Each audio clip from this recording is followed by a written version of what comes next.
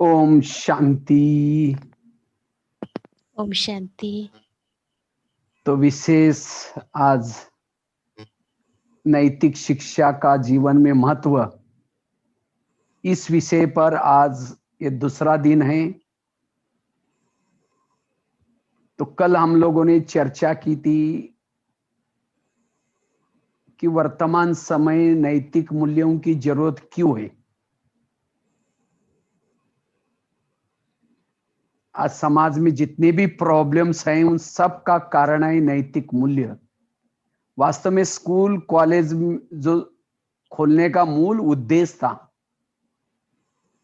शुरू हमारे पूर्वजों का मूल उद्देश्य था, पहले स्कूल कॉलेज नाम नहीं था, इसका नाम था गुरुकुल।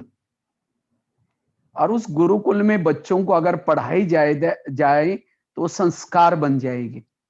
इसी उद्देश्य से स्कूल कॉलेज खोले गए। लेकिन धीरे धीरे धीरे आजकल के स्कूल कॉलेज का लक्ष्य ही बदल गया।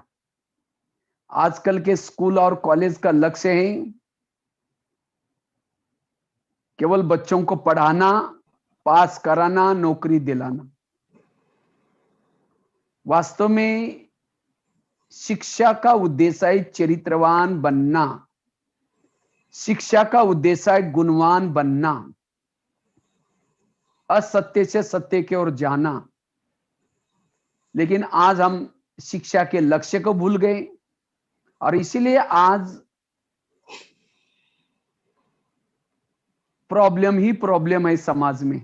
और इसीलिए गीता के वचनानुसार परमात्मा इस धरती पर आए हैं ये सभी समस्याओं का समाधान करने के लिए। क्योंकि आज प्रकृति में प्रॉब्लम, संबंधों में प्रॉब्लम, हर प्रकार के प्रॉब्लम्स है। कारण मूल्यों की कमी। मूल्यों के कारण व्यक्ति का व्यवहार क्या से क्या बन गया। हम सभी एक घर के हैं, एक पिता की संतान है, आपस में भाई भाई है, ये मूल बातों को भूल गए। और इसीलिए परमात्मा ने आकर के इस विद्यालय की स्थापना की है और इसी विद्यालय में ये मूल ज्ञान दिया जाता है।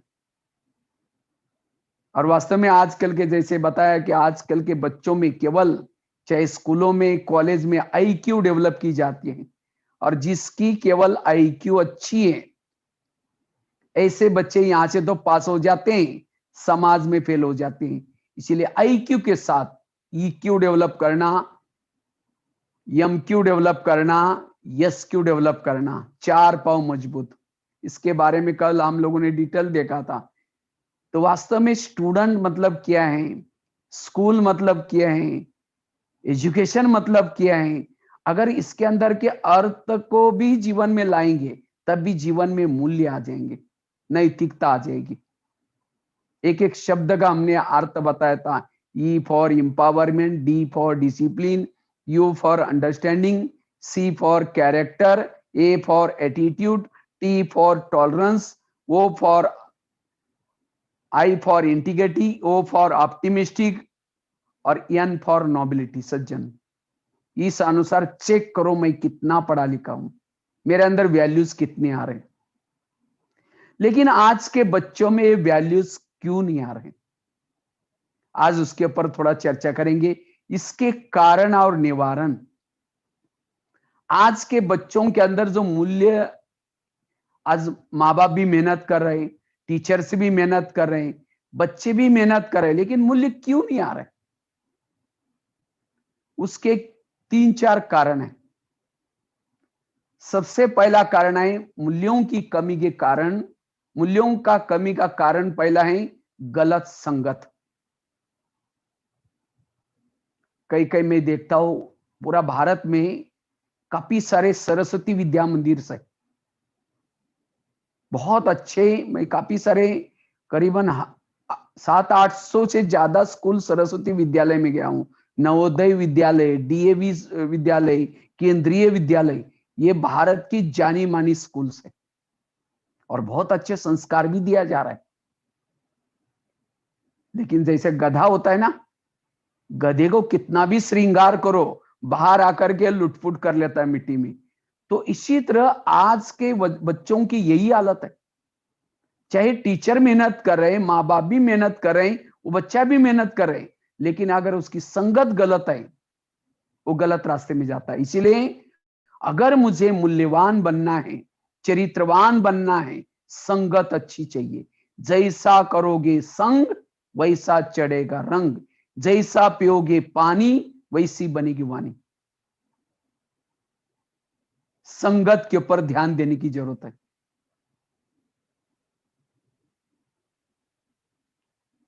नहीं तो कई बच्चे क्या करते हैं, कहते हैं सर हमारे पिताजी भी तो ऐसे करते ना, हमारे दादाजी भी तो ऐसे करते ना। इसीलिए अगर समाज को सुधारने की कुछ जिम्मेवारी माँ बाप की भी है। आज कई बार मैं स्कूल में जाता हूं तो टीचर को कहता हूं, भाई भाई साहब आप थोड़ा बच्चों को नैतिक शिक्षा सिखाओ ना, थोड़ा चरित्र वाली बातें सिखाओ ना। तो टीचर कहते ये हमारा काम नहीं है, हमारा काम है पोर्शन पढ़ाना, सिलेबस पढ़ाना, ये सब काम है उनके माँ बाप का। कई बार बच्चों के मम्मी पापा को भी मैं मिला तो मैंने कहा कि आप थोड़ा बच्चों के संस्कार सिखाओ ना। कहते नहीं हमने बहुत पैसा भरा हुआ है, काफी फी भरी है, सुधारने का काम है टीचरों का।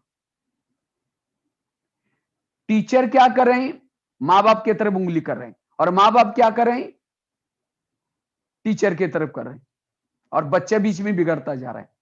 मैं तो सोचता हूं अगर चरित्रवान बनना है, इसमें माँ बाप का भी फर्ज है, टीचर का भी फर्ज है, और स्टूडेंट का भी फर्ज है। तीनों का भी काम है। अगर तीनों मिलकर के ये काम करेंगे तब चरित्रवान बन सकते हैं। मूल्यों की कमी के कारण आज तीनों में प्रॉब्लम है। आज माँ बाप को ऐसे रहना है, कुछ माँ बाप मम्मी पापा भी इसमें बैठे हैं। कल मैंने खास कहा था मम्मी पापा को भी लेके बैठना, क्योंकि आजकल के माँ बाप का भी ऐसा कर्तव्य है, कोई ऐसी चीजें बच्चे मेरे से ना सीखे। अगर पिताजी सिगरेट पीता है, गुटखा खाता है, घर में झगड़ा करता है, बच्चा उसे क्या सीखेगा। अगर माँ फैशन करती है, गुस्सा करती है, बच्चे क्या सीखेंगे। इसीलिए माँ बाप को भी आदर्श बनने की जरूरत है। सबसे पहला गुरु है मम्मी पापा। इसीलिए माँ बाप को ऐसा कोई काम नहीं करना है जिससे मेरे को देख करके बच्चे बिगड़ जाए।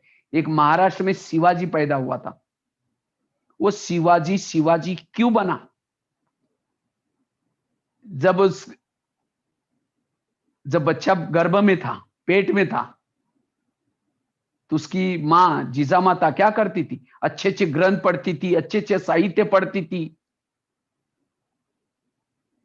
डांट पटा चलाती थी, तलवार चलाती थी। वो अच्छे संस्कार उस बच्चे के ऊपर डाले। लेकिन आजकल की माँ जब बच्चा गर्भ में टीवी देखेगी, झगड़ा करेगी, गुस्सा करेगी, और उस बच्चे के ऊपर गर्भ संस्कार वही पड़े। और जब बच्चा जन्म लेता है उसके बाद उसको बड़ा होने के बाद थोड़ा मार्केट में लेके जाते, क्या मांगता है, मम्मी मुझे डिशुम डिशुम वाला चले बंदूक चाहिए। वो बंदूक सीखना कहां से सीखा, क्योंकि बंदूक वाली फिल्म देखी है। आज के बच्चों के ऊपर गर्भ के संस्कार ज्यादा पड़ते हैं। इसलिए मां को पहले, जैसे अभिमन्यु जब गर्भ में था, सुभद्रा जब वो कुछ सुना रहे थे चक्रव्यूह का ज्ञान, सुनते सुनते वो सो गई।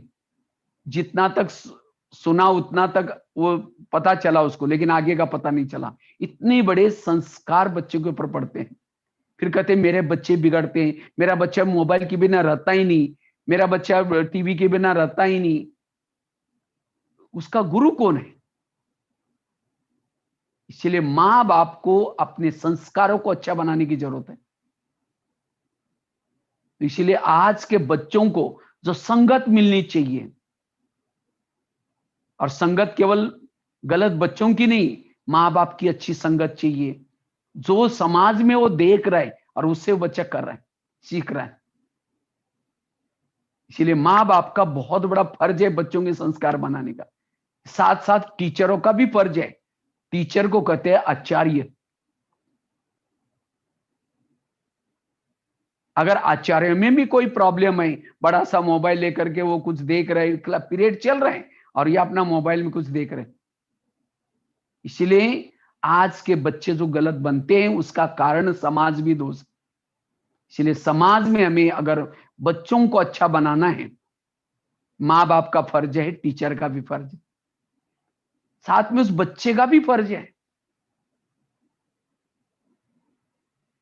उस बच्चों को भी लगना चाहिए नहीं मुझे चरित्रवान बनना है, मुझे अच्छा बनना है, मुझे कोई गलत काम नहीं करना है। एक बच्चा था, उसके पापा जी बहुत शराबी थे। दो बच्चे थे, दो लौकिक भाई थे, उसका पिताजी शराबी था। तो एक बच्चा बहुत आगे बढ़ गया, पढ़ाई में होशियार बहुत, और एक उसका दूसरा जो भाई था बिल्कुल मार पिटाई करता, बिल्कुल दादागिरी करता था, आखिर चोर डाकू बना और चोर डाकू बन करके उसको जेल में रखा। तो बच्चों की इंटरव्यू लिया, जो बच्चा चोर डाकू बना तो उसको पूछा तुमने ये गलत कहां से सीखा? कहते मैं अपने पापा जी से सीखा। पापा जी शराबी था, नशा करता था, मारता पीटता था, इसलिए उनसे सीखा। और जो बच्चा होशियार था उसको पूछा कि तुम इतना होशियार कहां से बना, कहां से सीखा? कहते मैं अपने पापा जी से सीखा। कहते नहीं तुम्हारे पापा जी तो शराबी है ये। कहते हैं मैंने सोचे कि मैं पापा जी ऐसा बना, मैं ऐसा कभी नहीं बनूंगा, मैं बहुत अच्छा बनूंगा, और ऐसा सीख करके आज मैं अच्छा बनाऊं। देखो उसने क्या सोचा और उसने क्या सीखा। इसलिए बच्चों को संस्कारित बनना है, संगत अच्छी रखनी है। जैसा करोगे संग वैसा चढ़ेगा रंग, जैसा पियोगे पानी वैसी बनेगी वाणी। एक कहानी में आपको सुनाने जा रहा हूं, भले कहानी का टाइटल लिखो, कौवा और हंस की कहानी। संगत की, कौवा और हंस की कहानी, टाइटल लिखो। तो एक पेड़ पर एक कौवा और हंस रहता था, दोनों की दोस्ती थी। तो एक बार कौवा कहीं बाहर घूमने के लिए गया था और हंस अकेला पेड़ पर बैठा था। इतने में हंस की नीचे नजर गई, एक व्यक्ति पेड़ के नीचे सोया था। तो उस हंस ने क्या देखा, उस व्यक्ति के सिर पर धूप आ रही थी। तो हंस को दया आई, वहां से उठा और जिस डाली से धूप आते वहां पंख फैला करके छाया बनाई। इतने में इसका दोस्त आया, कौन? कौवा। उसने हंस को पूछे कि दोस्त तुमने ऐसे पंख क्यों फैलाए? कहता है नीचे एक व्यक्ति सोया है, उसको धूप लग रहे हैं, इसलिए मैंने उसको मदद की, छाया बनाई। तो कौवा कहता है लोग तो बड़े खराब होते हैं, हमें पत्थर मार के भगाते हैं, इनको क्यों मदद करें, उठो यहां से। नहीं, कहता लोग कैसे भी हमें मदद करनी चाहिए, सहयोग करना चाहिए। कहता तू मेरा दोस्त है ना, तो मेरी बात नहीं मानेगा, उठो यहां से चलो। तो भी हंस नहीं उठा, छाया बना करके बैठा था। कौवा वहां से उठा, बीट डाल करके लैट्रिन करके वहां से भाग गया। उस व्यक्ति के सिर पर गिरा, उसने उसकी नींद खुली, ऊपर देखा, कौन बैठा था? हंस बैठा था। उस व्यक्ति को लगा इस गलत काम को हंस ने किया है, बंदूक उसके बाद छोटी सी थी, लिया, शूट कर दिया, मार दिया उसको। देखो हंस ने अच्छा काम किया था, छाया बना दी, तो भी मारा गया, क्यों? संगत गलत थी। ये है संगत के परिणाम। इसलिए अगर मुझे चरित्रवान बनना है, गुणवान बनना है, जो बच्चे चोरी करते हैं, जो बच्चे क्लास मिस करते हैं, जो बच्चे फैशन करते हैं, उनकी संगत नहीं करनी। संगत के कारण आज दोस्तों को खुश करने के लिए हम क्या करते हैं? गलत काम करते हैं, और एक बार गलत आदत लग गई ठीक नहीं होंगे। इसलिए संगत का ध्यान देना है। जैसे मैंने कल भी बताया था, मैं काफी सारे जेलों में जाता हूं, तो कई बार मैं, वैसे तो 500 छोटे बच्चों के कारागृह में गया हूं, बाल सुधार गृहों में। तो कई बार मैं बच्चों की इंटरव्यू लेता हूं, या कई कैदियों की भी इंटरव्यू लेता, पूछता हूं भाई आप जेल में क्यों आए? कहता सर मैंने कोई भूल नहीं की। हमने कहा टाली तो 2 हाथ से बचती, 1 हाथ से नहीं बचती। नहीं सर मैंने कुछ नहीं किया था, मेरा एक दोस्त था, हम बचपन में स्कूल में एक बेंच पर बैठ के पढ़ते थे, और बड़े भी हो गए तो भी साथ में घूमते फिरते हमेशा अभी भी। लेकिन मेरे दोस्त की एक बुरी आदत थी, वो चोरी करता था। एक दिन उस मेरे दोस्त ने बड़ी चोरी की और वो तो भाग गया, लेकिन पुलिस वालों ने मुझे पकड़ लिया, क्योंकि पुलिस वाले देखते थे हम दोनों की दोस्ती गहरी है, साथ में घूमते हैं, तो उनको लगा ये भी उसमें शामिल है। तो कौवा तो भाग गया, पकड़ा कौन गया? हंस गए। चले भाई, तुमने दोस्ती क्यों की कौवे के साथ? इसीलिए आज के बच्चे जो गलत चीजें सीख रहे, कि स्कूल कॉलेज में कोई टीचर नहीं सिखाता सिगरेट पीना चाहिए, चोरी करनी चाहिए, सिखाया जाता है। ये कहां से सीखते हैं? गलत संगत से। आज के बच्चों के जो संस्कार गलत बन रहे हैं, उसका कारण है संग दोष। दूसरी बात है, आज हमारे अंदर अनैतिकता कहां से आती है? Cinema, TV, Facebook, WhatsApp, mobile. और ये भी नहीं मैं कह रहा हूं कि नहीं देखो, देखो, आजकल पूरी क्लासेस ऑनलाइन में हो रहे हैं, लेकिन उसको संयमित देखना है, अच्छी चीजें देखना है। अगर गलत चीजें देखेंगे, आपको पतन की तरफ लेके जाएगी। इसीलिए उसका नाम ही क्या है? सिनमा। सिन मतलब पाप, मां मतलब मदर। पाप की मां कौन है? सिनमा। आज जो बच्चों के अंदर गलत संस्कार आ रहे हैं, कहां से आ रहे हैं? कोई मम्मी पापा ने नहीं सिखाता कि फैशन करो, स्कूलों में कोई लेसन नहीं लेते फैशन करो। ये कहां से सीखे? फिल्मों से। कई तो क्या करते, फिल्म देखेंगे और जैसा वो हीरो ने बाल काटा है वैसा बाल काटेगा, क्लास में बैठ कर ऐसा करता रहेगा बार बार। हाँ? कहां से सीखा? फिल्मों से। वही स्टाइल से बाइक चलाएगा, वही चीजों से। इसलिए आज बच्चों के अंदर, युवाओं के अंदर जो संस्कार आ रहे हैं सिनेमा टीवी के माध्यम से, इसीलिए भले ही उसको यूज करो, लेकिन रामायण देखो, महाभारत देखो, अच्छी चीजें देखो। अभी भी देखो, मैं लॉकडाउन चल रहा है, बीच बीच में कभी कभी बजरंग बली वाला, ये बजरंग बली बहुत अच्छी सीरियल है। कैसे एक छोटा बालक कितनी हिम्मत से कितना बड़ा काम करता है, वो मैं कभी कभी बीच में देखता रहता हूँ। अभी भी हम लोग देखते हैं, उसे सीखते हैं। मैं बचपन में भी काफी बार हनुमान की फिल्म देखी थी। मैं जब 8वीं 9वीं कक्षा में पढ़ता था, उस समय मैंने एक हनुमान की फिल्म 2-4 बार देखी थी। तो उससे मुझे प्रेरणा मिली, हनुमान कैसा अकेला लंका में जाता है, वो राक्षसों से भी नहीं डरता, हिम्मत से करके जाता है और जाकर के सीता को मैसेज दे करके आता है। तो मैं जितनी बार भी फिल्म देखता था, मुझे लगता था मुझे भी हनुमान की तरह कोई ऐसा काम करना है जो हनुमान ने किया। और उसकी प्रेरणा लेकर के आज भारत के 900 जेल के अंदर जाकर के कैदियों को सुधारने का सेवा किया। अच्छी फिल्म देखी, अच्छा काम किया। इसलिए अच्छे साहित्य पढ़ो, अच्छी फिल्में देखो। राजा महात्मा गांधी ने भी, एक महात्मा गांधी कैसे बने उनके चरित्र में बताया जाता है। उन्होंने एक बचपन में फिल्म देखी थी, राजा हरिश्चंद्र। कितने प्रॉब्लम आए, कितनी क्या क्या हुआ, सत्यता नहीं छोड़ी। और महात्मा गांधी ने उस बचपन की फिल्म देखी थी, उसी के आधार से सत्य, अहिंसा, ये गुण सीखे और महात्मा गांधी बने। इसलिए हमें अच्छे साहित्य पढ़ने हैं, अच्छी फिल्म देखनी है। नहीं तो कई बच्चे क्या करते, कार्टून देखते। कार्टून देखेंगे तो कार्टून ही बन जाएंगे। आजकल के बच्चे वैसे चलते फिरते कार्टून है, और सभी को कार्टून बहुत अच्छा लगता है। अभी मैं सिक्किम में गया था, तो एक माता के साथ एक छोटा सा बच्चा भी आया था। जब बच्चा चलता था, दोनों पाँव इकट्ठे करके चलता था। मैंने उस माता जी को कहा, इसको कोई पाँव में प्रॉब्लम है? कहते नहीं नहीं, प्रॉब्लम नहीं, आजकल वो कार्टून देखते हैं ना, ऐसे ही चलना सीखा है, कार्टून से सीखा। वैसे फैशन करेंगे, वैसा ही सब कुछ करेंगे। इसीलिए आज के बच्चों के अंदर जो अनैतिकता आ रही, सिनेमा टीवी के कारण आ रहे। जो सिनेमा टीवी की बातें, जैसे कंप्यूटर अगर भरा हुआ है और भरे हुए कंप्यूटर के अंदर कुछ और फाइल डालो, अंदर से आवाज आएगा, फुल जगह ही नहीं है। इसी तरह हमारा दिमाग भी एक कंप्यूटर है, एक हार्ड डिस्क है, 1500 GB की होगी। अगर उसके अंदर बहुत सारी फिल्में, बहुत सारी ये वो डाल करके भरेंगे और क्लास में आकर के बैठेंगे, अंदर से आवाज आएगा फुल जगह ही नहीं। फिर जब परीक्षा नजदीक आएगी, सिर खुजलाएंगे, क्या पढ़ाया था, क्या पढ़ाया था, अंदर गया ही नहीं तो अंदर आवाज कैसे आएगा। इसलिए सिनेमा टीवी से बचना है। कई बार एक बच्चा मेरे पास आया था एक दिन, कहता सर मैं बहुत पढ़ता हूं लेकिन याद ही नहीं रहता। तो मैंने उसको कहा कि तुम सिनेमा वगैरह देखते हो, सीरियल वगैरह?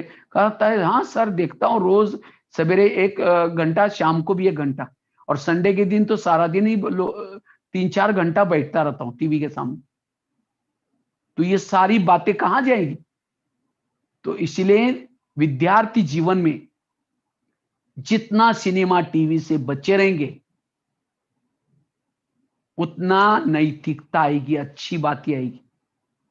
इसलिए सिनेमा टीवी से बचना तीसरी चीज है। भले इसको लिखो भी आप अपने डायरी में, बिगड़ने का कारण लिखो, बिगड़ने का कारण। पहला कारण लिखो,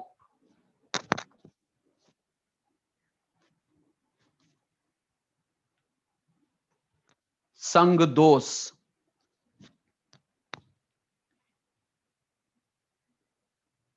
लिखो संग दोष। दूसरा कारण सिनेमा और टीवी। बिगड़ने का दूसरा कारण सिनेमा और टीवी।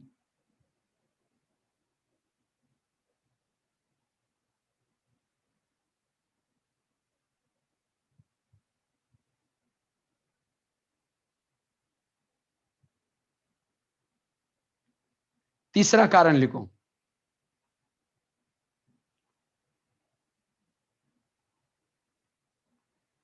बिगड़ने का तीसरा कारण है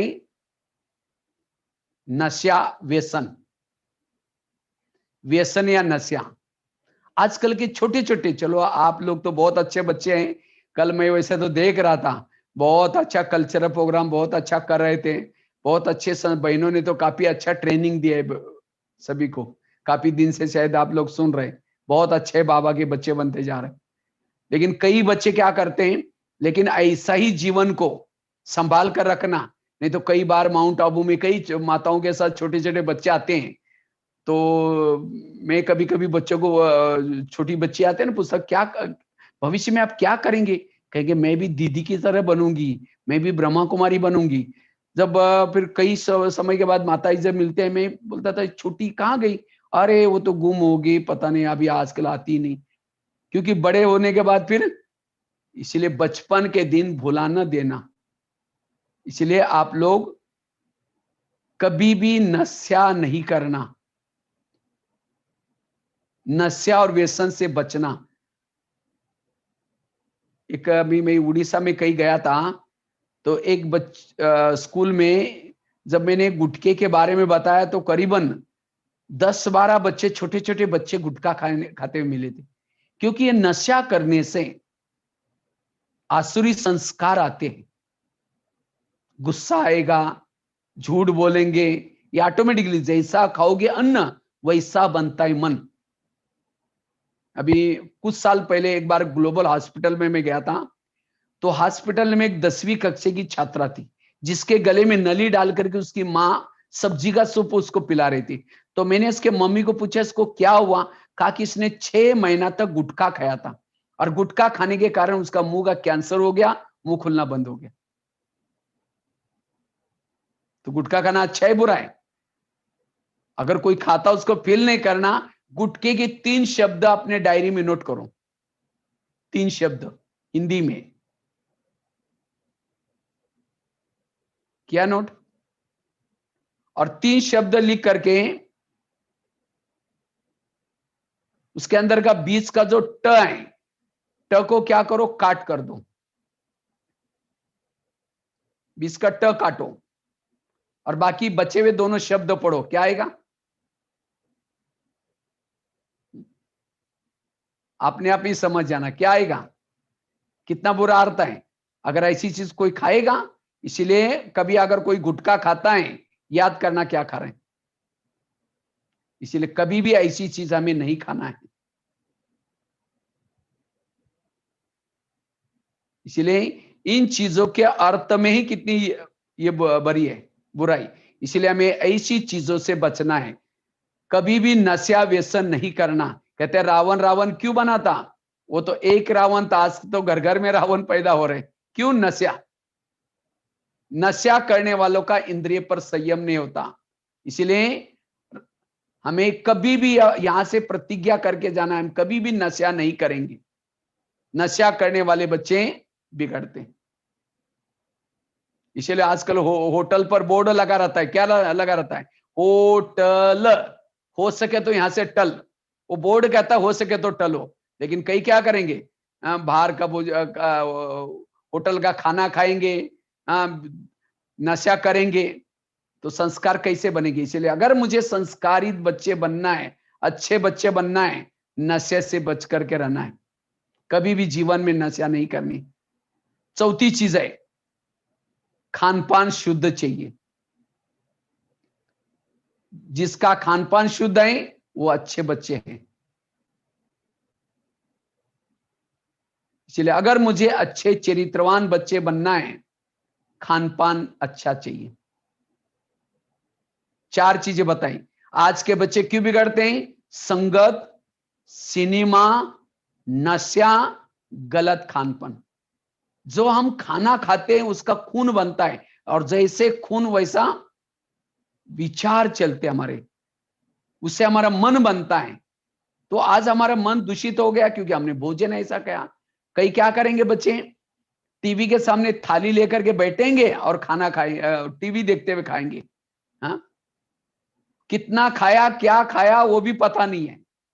मम्मी कहेगी बेटा कैसे लगा? कहेगी मैं चुप जाओ, मैं देख रहा हूं। या उसको टेस्ट खाने की नहीं आ रहे, उसकी टीवी के टेस्ट आ रहे। इसलिए खाते समय प्रभु का चिंतन करके परमात्मा की याद में खाना है। तो सिनेमा टीवी से बचना है, नशा व्यसन से बचना है, गलत खान पान से बचना है। 5वीं चीज है फैशन। आज के बच्चे भी क्यों बिगड़ते? फैशन। राम और रावण में से, दोनों में से आप लोगों को कौन अच्छा लगता है? कौन अच्छा लगता है? राम। तो राम ने क्या, कौन सी फैशन की थी? लाली पाउडर कुछ लगाई थी। तो क्यों अच्छा लगता है? क्योंकि उसके अंदर सद्गुण है। रावण है दुर्गुण का प्रतीक, राम है सद्गुणों का प्रतीक। दुर्गुण वालों को जलाई जाता है। अभी आ रहा है दशहरा आ रहे हैं, दशहरे में रावण को जलाते हैं। तो वास्तव में कौन सा रावण जलाओ? हमारे अंदर जो भी बुरे हैं, हम गुस्सा करते हैं, उसको आज से प्रतिज्ञा करो हम गुस्सा नहीं करेंगे। ये है असली रावण। चोरी करते हैं, झूठ बोलते हैं। टीचर कहता है बेटा कल होमवर्क करके आना। अब घर में गए, खेलने कूदने में मस्त हो गए दोस्तों के साथ। जब शाम दूसरी दिन जब स्कूल में आए, फिर टीचर पूछता अच्छा बेटा ये बताओ कल किसने किसने होमवर्क किया? अब कई सोचेंगे अब क्या करेंगे, सजा हो जाएगी। तो कहेंगे सर हमारे घर में कल लाइट ही नहीं थी। बस लाइट थी, सब कुछ थी, लेकिन वो भूल गए, ये भूल जाएगा। कक का चोर सो लक का चोर। इसलिए छोटी छोटी ऐसी आदतों को यहां से छोड़ना है। इसलिए फैशन करो लेकिन गुणों की फैशन करो। आजकल की फैशन में क्या करते? एक तो बिंदी लगाते हैं, वैरायटी बिंदी। बिंदी लगाओ लेकिन कौन सी? भाईचारा की, आत्मिक स्मृति की बिंदी लगाओ। और क्या करते हैं? कंगन पहनते। कंगन पहनो लेकिन कौन से? दृढ़ता के कंगन पहनो। और क्या करते हैं? पायल पहनते। पायल पहनो लेकिन कौन से? उमंग उत्साह के पायल पहनो। जीवन में सदा उमंग उत्साह में रहना है। और क्या करते हैं? दुनिया में तो लाली पाउडर भी लगाते हैं। लाली लगाओ लेकिन कौन सी? मधुर मुस्कार की लाली लगाओ, सदा मुस्कुराते रहो। अब किसी ने लाली लगाई, चेहरा मरा पड़ा हुआ है, गुस्से में लोग तो डर जाएंगे उसे, पता नहीं क्या हो गया। तो वास्तव में ये फैशन करने गुणों की। दुनिया में जो फैशन करते हैं उसे तो और ही घाटा है। इसलिए सिंपल लिविंग, हाई थिंकिंग, विचारों से मान करो। अपने पर्सनालिटी दो प्रकार के, एक इनर, दूसरी आउटर। लेकिन आज के बच्चे क्या करें, अपनी आउटर पर्सनालिटी को डेवलप कर रहे हैं। महात्मा गांधी की कौन सी पर्सनालिटी थी, आउटर थी या इनर थी? इनर पर्सनालिटी, सत्यता, अहिंसा। और इनर पर्सनालिटी वाली युगों युगों तक अमर बनता है, और आउटर पर्सनालिटी वाला दूसरे के भी बुद्धि को भटकाता है, खुद भी भटकता है। इसलिए अगर हमने आउटर पर्सनालिटी की तरफ किसी का आकर्षित किया, उसका भी पतन, खुद का भी पतन। इसलिए इनर पर्सनालिटी की तरफ आकर्षित करो, आपका भी फायदा। समझो आपके क्लास में कोई टीचर नहीं है, आप शांति से बैठे हैं, होमवर्क कर रहे हैं, लिखने का काम कर रहे हैं, तो सबको लगेगा ये कितना अच्छा बच्चा है। आपको देख करके वो बच्चों के अंदर अच्छाई आएगी। ये है इनर पर्सनालिटी। इनर पर्सनालिटी वाले बच्चे बनो, वो है अच्छे बच्चे। अच्छे बच्चे मतलब ये नहीं कि जिसने कपड़े अच्छे किए पहने, जो फैशन करते हो। आजकल क्यों फैशन करते हैं, दूसरों को आकर्षण। वास्तव में गुणों का आकर्षण सबसे अच्छा आकर्षण है। शरीर का आकर्षण पतन की तरफ लेके जाता है। इसलिए हमें गुणवान बनना है, चरित्रवान बनना है। तो ये 5 चीजों से आज के बच्चों को बचने की जरूरत है। पहली चीज बताई, अगर मुझे चरित्रवान बनना है, गुणवान बनना है, कुसंग से बचना है, गलत संगत से बचना है। दूसरी बात बताई, सिनेमा टीवी से बचना है। तीसरी बात बताई, नशा व्यसन कभी भी नहीं करना है। चौथी बात बताई, गलत खान पान नहीं खाना है। और पांचवी बात बताई, शरीर का फैशन कभी भी नहीं करना है, सिंपल रहो। ये 5 चीजों के कारण आज की युवा पीढ़ी भटकी। क्यों भटकी? आज का युवा भटका कुसंग, सिनेमा, नशा, व्यसन, गलत खान पान और फैशन, इससे बचना। और सबसे अच्छा गुण है सहन शक्ति का। लिखो, सबसे अच्छा गुण है सहन शक्ति का। लेकिन आप लोगों ने कल ही बताया था हमको गुस्सा आता है। कई बच्चों ने कल हाथ भी खड़ा किया था। अगर गुस्सा करेंगे, अच्छे बच्चे कैसे बनेंगे? इसलिए हमें कभी भी गुस्सा नहीं करना है। जो गुस्सा करते वो अच्छे बच्चे नहीं बन सकेंगे। इसलिए मुझे अगर अच्छे बच्चे बनना है, कभी भी जीवन में गुस्सा नहीं करना है। गुस्सा करने वालों को कहेंगे रावण के बच्चे। हमें रावण के बच्चे नहीं बनना है, लेकिन राम के बच्चे बनना है। इसलिए गुस्सा नहीं करना है। तो हम गुस्सा क्यों आता है? कई बच्चे कहते हैं सर हम तो करना नहीं चाहते लेकिन आता है। कहां से आता है? कहां से आता है? उसके लिए कोई लेसन नहीं पढ़ा। अगर समझो आपको कोई गटर की चीज लेकर के देता है गंदी, तो आप लेंगे उसको? तो नहीं लिया तो किसके पास रही? उसी के पास रही। इसी तरह कोई गुस्सा कर रहे हैं, गाली दे रहे हैं, गाली अच्छी होती है बुरी होती है? लो ही नहीं। उसकी भी एक कहानी सुनाता हूं। कहानी का टाइटल लिखो, महात्मा गांधी की कहानी। महात्मा गांधी की कहानी लिखो। अब ध्यान से सुनना उसको। कहते एक बार की बात है, महात्मा गांधी ध्यान में मगन होकर के कहीं जा रहे थे। समुद्र जहाज में जा रहे थे। तो उनके साथ एक अंग्रेज भी बैठा था। तो अंग्रेज ने देखा महात्मा गांधी ध्यान में मगन होकर के जा रहे थे। तो अंग्रेज ने क्या किया, 25-30 पन्ने लिया, बहुत सारी चीजें लिखी और पिन लगा करके महात्मा गांधी को पढ़ने के लिए दिया। महात्मा गांधी ने एक एक लाइन पढ़ी और पिन निकाल करके अपने धोती को लगाई, पन्ने वापस दिया। तो अंग्रेज कहता है महात्मा जी मैंने इतने सारे पन्ने आपको दिया था लेकिन आपने कुछ बोला ही नहीं, अच्छा लगा है बुरा लगा?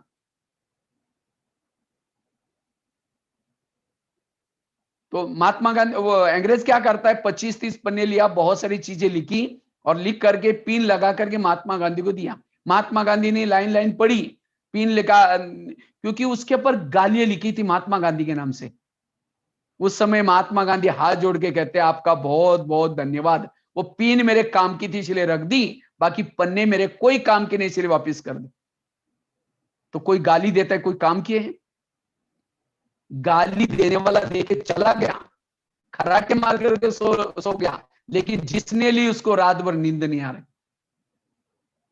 इसीलिए आज से हमें क्या करना है, अगर अच्छे बच्चे बनना है, चरित्रवाद बच्चे बनना है, हमें कभी भी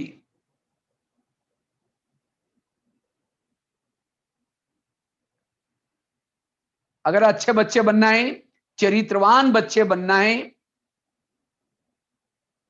कोई गाली देता है उसको लेना नहीं है। लेकिन हम क्या करते, ले लेते, गाली देने वाला देके चला गया। इसको कहते हैं सहन कर शक्ति। एक बार की बात है, एक आम का पेड़ था, तो आम के पेड़ को एक बच्चा क्या कर रहा था, पत्थर मार रहा था। तो पत्थर मार रहा था तो आम क्या किया, 2-4 आम दिया। बच्चे ने क्या मारा था, पत्थर मारा था। तो एक व्यक्ति किसी को मारने के लिए जा रहा था, तो उसने किसी का बदला लेने के लिए जा रहा था, तो उसको ये सब दृश्य देख करके लगा, अरे ये बच्चा तो उसको पत्थर मार रहा है और आम क्या कर रहा है, उसको आम दे रहा है, और उसको लग रहा है कि मुझे उसने तंग किया इसलिए मैं उसका बदला ले, शिक्षा लिया और वापिस चला गया। इसी तरह आज हमें कोई गाली देता है, हाँ, जैसे आम को तो पत्थर मारा उसने, तो आम ने क्या पत्थर मारे नहीं वापिस, मेरे क्यों आम ले रहे करके पत्थर मारा था, उस आम ने सहन किया, उसको 4-5 आम दिया, वो आम खाने के बाद पेट भर गया। और हमें कोई गाली देता है तो हम क्या करते हैं, वापिस 2-4 गाली देते हैं, ऐसी गाली देते हैं उसकी रात भर की नींद फिटा लेते। तो आम अच्छे या आम अच्छे, कौन अच्छा है? आम अच्छा। आम कौन से स्कूल में जाता है? सरस्वती विद्या मंदिर, केंद्रीय विद्या मंदिर में जाता है। कहां जाता है? आम ने कितनी कक्षा पढ़ाई की, कितने मार्क लिया? इसलिए आम से सीखो। क्या सीखो? अगर कोई गाली देता है उसको फल दो। कौन सा? थैंक यू, धन्यवाद। तो गाली देने वालों को लग रहा है यार मैं तो गाली दे रहा हूं और ये थैंक यू बोल रहा है। इसको कहते हैं सहन शक्ति। सहन करना ऊपर से कड़वा है, इसके परिणाम अच्छे हैं। इसलिए अगर जीवन में महान बनना है, सबसे महत्व का मूल्य है सहन शक्ति का मूल्य। जिसके पास सहन शक्ति आएगी उसके पास शांति होगी, एकाग्रता होगी, धैर्यता होगी, सत्यता होगी, कई गुण आएंगे। जिसमें सहन शक्ति नहीं है वो जेलों के चक्कर काटते रहते हैं, पुलिस स्टेशन के चक्कर काटते रहते हैं, अनेक प्रकार के चक्कर काटते रहते हैं। इसीलिए हमें क्या करना है, सहन करने का मूल्य अपनाना जरूरी है। और जो सहन करता है वो व्यक्ति महान बन जाता है। इसीलिए जीवन में सहन करना सीखना है, और जो सहन करना सीखेगा वो समाज की हर परीक्षा में पास होगा। इसीलिए जीवन में हमें क्या करना है, सहन करने का गुण सीखना है। और उसके लिए एक सुंदर फार्मूला है, नेगेटिव बात को क्या बना दो, पॉजिटिव। अगर कोई गाली भी देता है उसको पॉजिटिव मिले चेंज करो। उसकी भी एक कहानी सुनाता हूं। कितनी कहानी हो गई? हाँ, ये कहानी को ध्यान से सुनना, फिर उसके टाइटल लिखना, और आज घर में जाने के बाद पहला काम ये करना, अपनी मम्मी पापा को ये कहानी सुनाना। बोलना कि आज हम ऑनलाइन से माउंट आबू से एक भाई जी से क्लास सुन रहे थे, आज हमको ये कहानी सुनाई, और उन्होंने कहा कि आपको भी, मम्मी पापा को भी सुनाना है। जब तक कहानियां नहीं सुनाएंगे सोने नहीं देना उनको, ठीक है?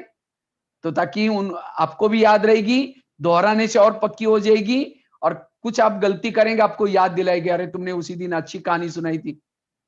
ठीक है? तो पहली कहानी कौन सी सुनाई? कौवा और हंस की संगत की। दूसरी कहानी कौन सी सुनाई? महात्मा गांधी की। तीसरी कौन सी सुनाई? आम की कहानी सुनाई। ये चौथी कहानी सुनाने जा रहा हूं। वैसे तो मेरे पास 900 कहानी है, तो 900 तो 2 दिन में नहीं सुना सकूंगा, कल तो नहीं सुना पाया कोई, लेकिन करीबन 5-6 तो सुनाऊंगा, 5-6 कहानी बस। आज का दिन ही सिर्फ अपना है। कहते हैं एक महाराष्ट्र में एक संत थे, लिखो, संत एकनाथ महाराज की कहानी। संत एकनाथ महाराज की कहानी, क्योंकि टाइटल लिखने से आपको पक्की याद रहेगी। महाराष्ट्र में एक संत थे जिनका नाम था एकनाथ महाराज। वो गंगा में स्नान करने के लिए गए थे। जब स्नान करके वापिस आए, एक व्यक्ति ने क्या किया, पान खा करके उनके ऊपर थूक दिया। तो उन्होंने कुछ नहीं बोला, दोबारा जाकर के स्नान किया। फिर तीसरी बार जब वो वापिस आए, फिर थूक लिया। फिर चौथी बार फिर स्नान करके आया। वो 7 बार वो गंगा स्नान कर रहे थे एकनाथ महाराज। और वो कोई बड़े संत नहीं थे, बाल संत थे, छोटे बच्चे जैसे थे। वो व्यक्ति थूक रहा था, वो स्नान कर रहे थे। 7वीं बार जब वापिस आया, वो व्यक्ति हाथ जोड़ के कहता है, आपका बहुत बहुत धन्यवाद। आपका मेरे कहता है, वो व्यक्ति कहता है, मेरे से गलती होगी महाराज जी, मैंने आपके ऊपर थूका लेकिन आपने कुछ नहीं बोला। उस समय एकनाथ महाराज क्या बोलते हैं, आपका बहुत बहुत धन्यवाद। मैं तो रोज एक बार ही स्नान करता था और गंगा में स्नान करके पुण्य जमा करता था। आज आपके थूकने के कारण एक दिन में मेरे 8 पुण्य जमा हो गए, इसलिए आपका ही धन्यवाद। आज आपको कोई थूकेगा तो धन्यवाद तो छोड़ो, चप्पल उतर करके मारना शुरू करेंगे, ऑफिस में खींच के लाएंगे, देखो सर जी मेरे पर थूक दिया, देखो मम्मी मेरे को ऐसा कर दिया, झगड़ा करेंगे। पहले लोगों के अंदर भी प्रॉब्लम आते थे, लेकिन उनके पास सहन शक्ति थी। जो गुस्सा करते हैं उनको कोरोना की बीमारी जल्दी पकड़ लेती, सभी बीमारियां। इसलिए कहते हैं ना, जिसका पांव गरम, पेट नरम, दिमाग ठंडा, वहां डॉक्टर आने की जरूरत नहीं है। हमेशा पांव गरम रखो। ये पीटी का सब्जेक्ट क्यों रखा है, क्योंकि इससे पांव गरम होंगे, एक्सरसाइज हो जाएगी। पेट नरम, संतुलित भोजन। ऐसे नहीं कि पनीर है तो 2 रोटी खा ली, और कोई कद्दू की सब्जी है तो ना कहीं मोड़ा, कुछ खाया ही नहीं। इसलिए चाहे पनीर हो चाहे कुछ भी हो, संतुलित भोजन। और दिमाग को कैसे रखो, ठंडा रखो। लेकिन आजकल उल्टा होता है, पांव रहते ठंडे और दिमाग रहता है गर्म। कल बताया ना, कईयों ने हाथ खड़ा किया था, गुस्सा आता है, गुस्सा करने से दिमाग गर्म होगा, और जिसका दिमाग गर्म होगा पढ़ी हुई बातें उड़ जाएंगी, परीक्षा में क्या लिखेंगे। इसीलिए जीवन में सहन करना सीखना है। एक पत्थर भी सहन करते मूर्ति बन जाता है, तो क्या हम सहन करके महान नहीं बनेंगे, जरूर बनेंगे। इसीलिए आज से कभी भी हमें गुस्सा नहीं करना है, इस गुस्से पर कंट्रोल करना है। और जो गुस्से पर कंट्रोल करेगा वो है अच्छे बच्चे, वो है चरित्रवान बच्चे। और आज ऐसे बच्चों की समाज के लिए जरूरी है, जो सहन करता है, वो जो महान है, ऐसे बच्चों की समाज के लिए जरूरत है। इसलिए हमें कभी भी गुस्सा नहीं करना है।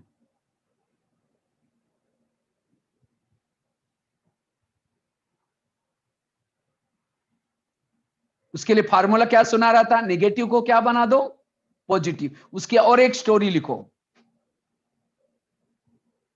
5वीं स्टोरी, संत तुकाराम महाराज की कहानी। ये भी एक महाराष्ट्र की संत की कहानी है।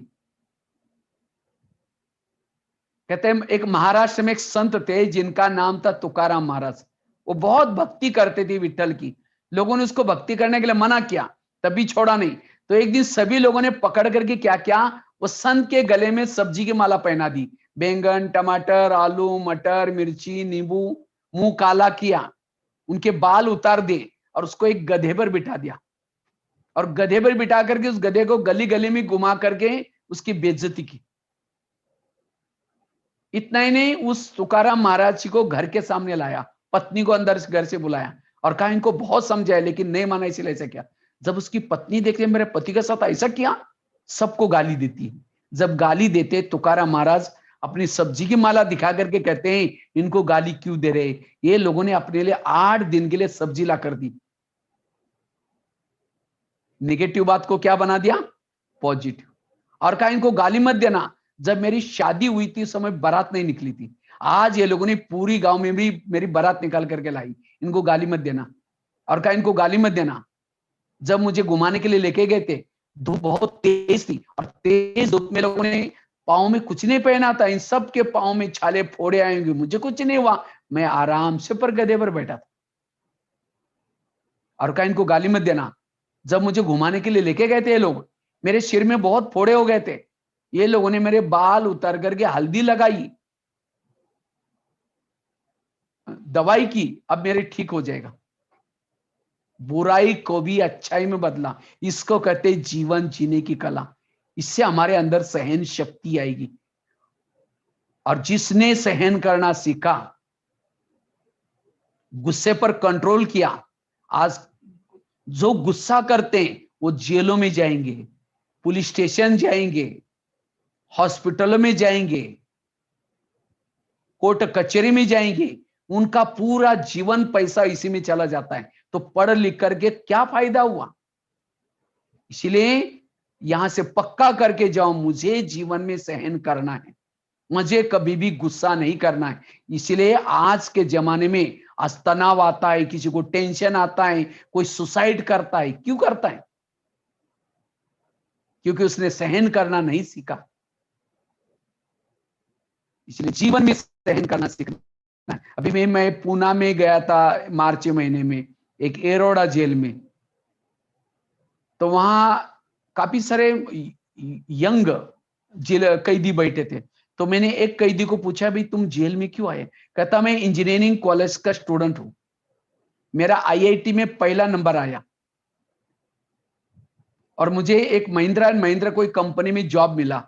जब जॉब करा था तो मेरे साथ में एक बच्चा था दूसरा, उसको भी जॉब मिला था। तो कहता है मेरी सवेरे सवेरे रोज मजा करता था। तो एक बार उसने मजा की, मुझे सहन नहीं हुआ, एक लोहे का टुकड़ा गुस्से से फेंक के मार दिया, उसको सिर में लग गया, वो खत्म हो गया। पुलिस वाले पकड़ के लेके गए, जेल की सजा होगी। तो देखो उस बच्चे ने सब कुछ सीखा, क्या नहीं सीखा? सहन करना नहीं सीखा। इसलिए आज ये गुण बहुत जरूरी है। अगर गुण नहीं सीखेंगे समाज में फेल होंगे। इसलिए सहन शक्ति का गुण। दूसरा गुण लिखो, अगर मुझे अच्छे बच्चे बनना है, चरित्रवान बच्चे बनना है, दूसरा गुण है मीठा बोलना है। लिखो, मीठी वाणी। आप लोगों को मीठा बोलना अच्छा लगता है, कड़वा बोलना अच्छा लगता है? हाँ, चलो आपका तो आवाज तो यहां नहीं पहुंचेगा। आप लोगों ने सरस्वती माँ का फोटो देखा है ना? तो सरस्वती माँ किसके ऊपर बैठी है? हंस के ऊपर बैठी थी। हंस आता अंदर बाहर सोच। इसीलिए मीठा बोलो। जो कड़वा बोलता है किसी को भी पसंद नहीं आएगा। कड़वा बोलने वाले बच्चे अच्छे बच्चे नहीं है। रामायण बना, महाभारत बना, क्यों बना? कड़वे शब्दों के कारण। इसलिए जीवन में कभी भी कड़वा वचन नहीं बोलो। कड़वा बोलने वाला कोई भी पसंद नहीं करेगा उसको। इसलिए मीठा बोलो। कहते हैं तोल के बोलो, सोच समझ करके बोलो, ऐसा बोलो जिससे महान बन जाए, चरित्रवान बन जाए।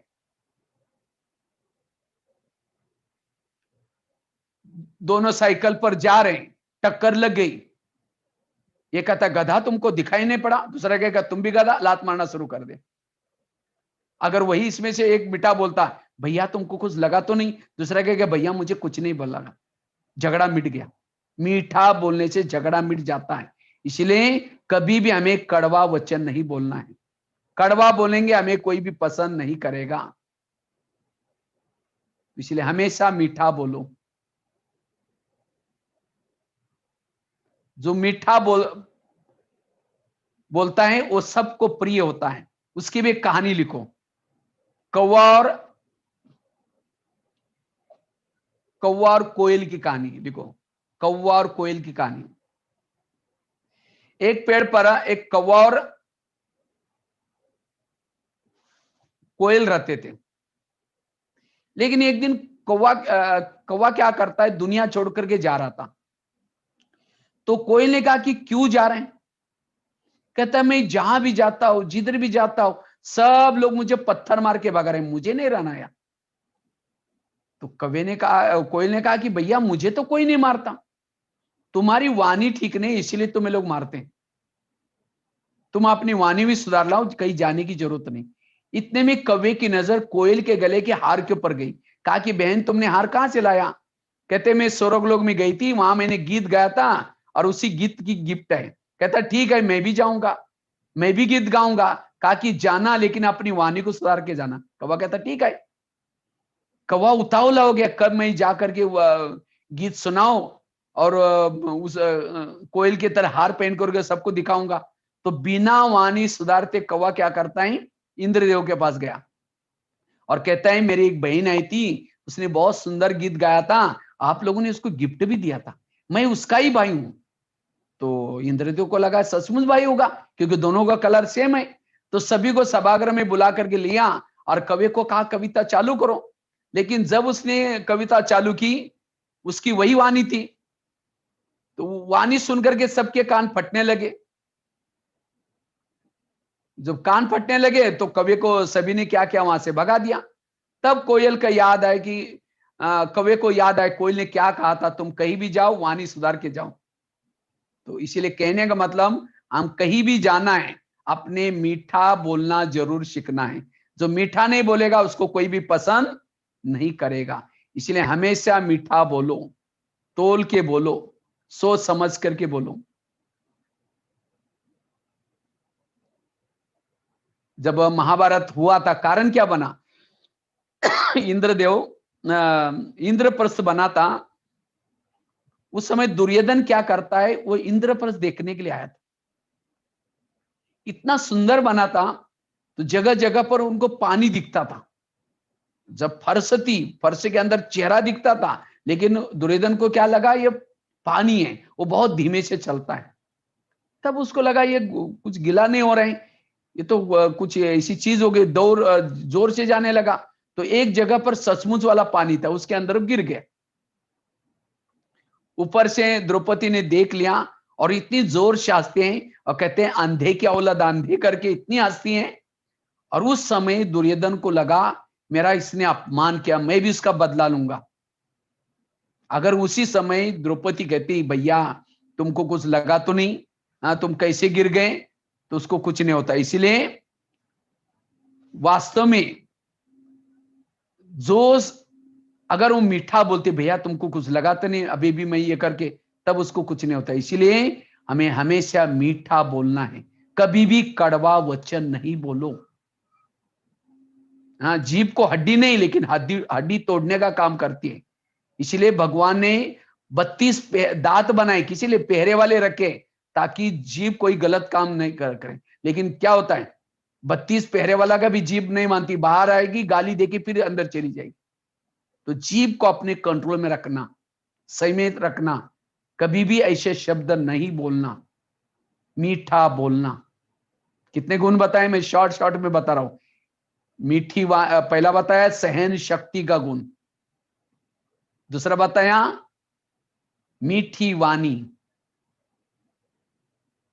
तीसरा गुण है अगर मुझे चरित्रवान बच्चे बनना है, अच्छे बच्चे बनना है, उसके लिए गुणग्राही बनो। लिखो गुणग्राही। आप लोगों ने सरस्वती मां का फोटो देखा है ना? तो सरस्वती मां किसके ऊपर बैठी है? हंस के ऊपर। हंस अर्थात अंदर बाहर स्वच्छ। कौवे के ऊपर क्यों नहीं बैठी? कौवा काला है, अंदर कुछ बाहर कुछ। अब समझो कोई सर या मैडम सामने नहीं है और दो चार जन मिल करके सर की बुराई करें, वो सर ऐसे है, गुस्सा करते हैं, बहुत खराब है। अचानक सर आए, क्या कहेंगे? सर गुड मॉर्निंग, अभी हम आपको याद कर रहे थे, नमस्ते। मुख में राम, बगल में छुरी। ऐसे के दिमाग में सरस्वती बैठेगी। इसीलिए हंस बनो, कभी भी कौवा नहीं बनना है। इसलिए मीठा बोलो, गुणग्राही बनो, हर एक से गुण सीखो। पक्षियों में गुण है, प्राणियों में गुण है, नदी में गुण है। नदी जब चलती है, सामने पहाड़ी आते हैं, कहते हैं तुम हट जाओ, मुझे सीधा ही जाना है। नदी को पता ही है जिद्दी है, पहाड़ी है, ये हटने वाली नहीं है। तो जो नदी क्या करते, खुद ही उसका पांव धुलाई करके उसके दूसरा रास्ता बना करके निकल जाती है। अगर नदी उसके साथ लड़ती रहेगी, आने क्योंकि प्यास बुझाने का काम नहीं कर सकेगी, जीवन खराब हो जाएगा उसका। इसी तरह हमें भी किसी के साथ जिद्दी होकर के लड़ना नहीं है, लेकिन साइड निकाल करके सहन करके निकल जाओ। इसलिए गुणग्राही बनो, हर एक से गुण सीखो। नदी से गुण सीखो, सागर से गुण सीखो। सागर में क्या गुण है? सागर में नदी का, नाले का, गंदा सब पानी आता है। वो सागर कहता है तुम बदबू वाला है, तुम वापिस जाओ, बोलता है, सबको समा लेता है। इसलिए सागर बनो, सबको संभालो, कोई कैसा भी जाति वाला, कोई भी संस्कार वाला, बच्चों को संभाल लेना है। इसलिए सहनशील चाहिए। इसलिए गुणग्राहिकता का संस्कार, हर एक टीचरों में गुण है, माँ बाप में गुण है, पक्षी प्राणियों में गुण है। यह है गुणग्राही। और जो गुणग्राही बनता है वही बच्चे चरित्रवान बन सकते हैं। मुझे याद है जब मैं 7वीं कक्षा में था, तो मैं क्या करता था, मेरे क्लास में जितने भी बच्चे हैं उन सभी का एक पर्सनल डायरी में नाम लिखता था, और नाम लिख करके उसके सामने उसका गुण लिखता था। ये बच्चा रोज यूनिफॉर्म पहन के आता है, ये बच्चा, इसका राइटिंग बहुत अच्छा है, ये बच्चा कभी भी क्लास में लड़ता झगड़ता नहीं। हर एक बच्चे में गुण मैंने लिखा, और उस गुण को मैंने अपने जीवन में धारण करने की कोशिश की, और उसी क्लास में मेरा फर्स्ट नंबर आया था, सम्मान हुआ था। कहां से सीखा? सभी से गुण सीखा। इसलिए चोरी करो, लेकिन किसकी करो? गुणों की चोरी करो। इसलिए हंस बनो, मोर बनो, कमल बनो। कमल कहां होता है? कमल कहां होता है? कीचड़ में होता है।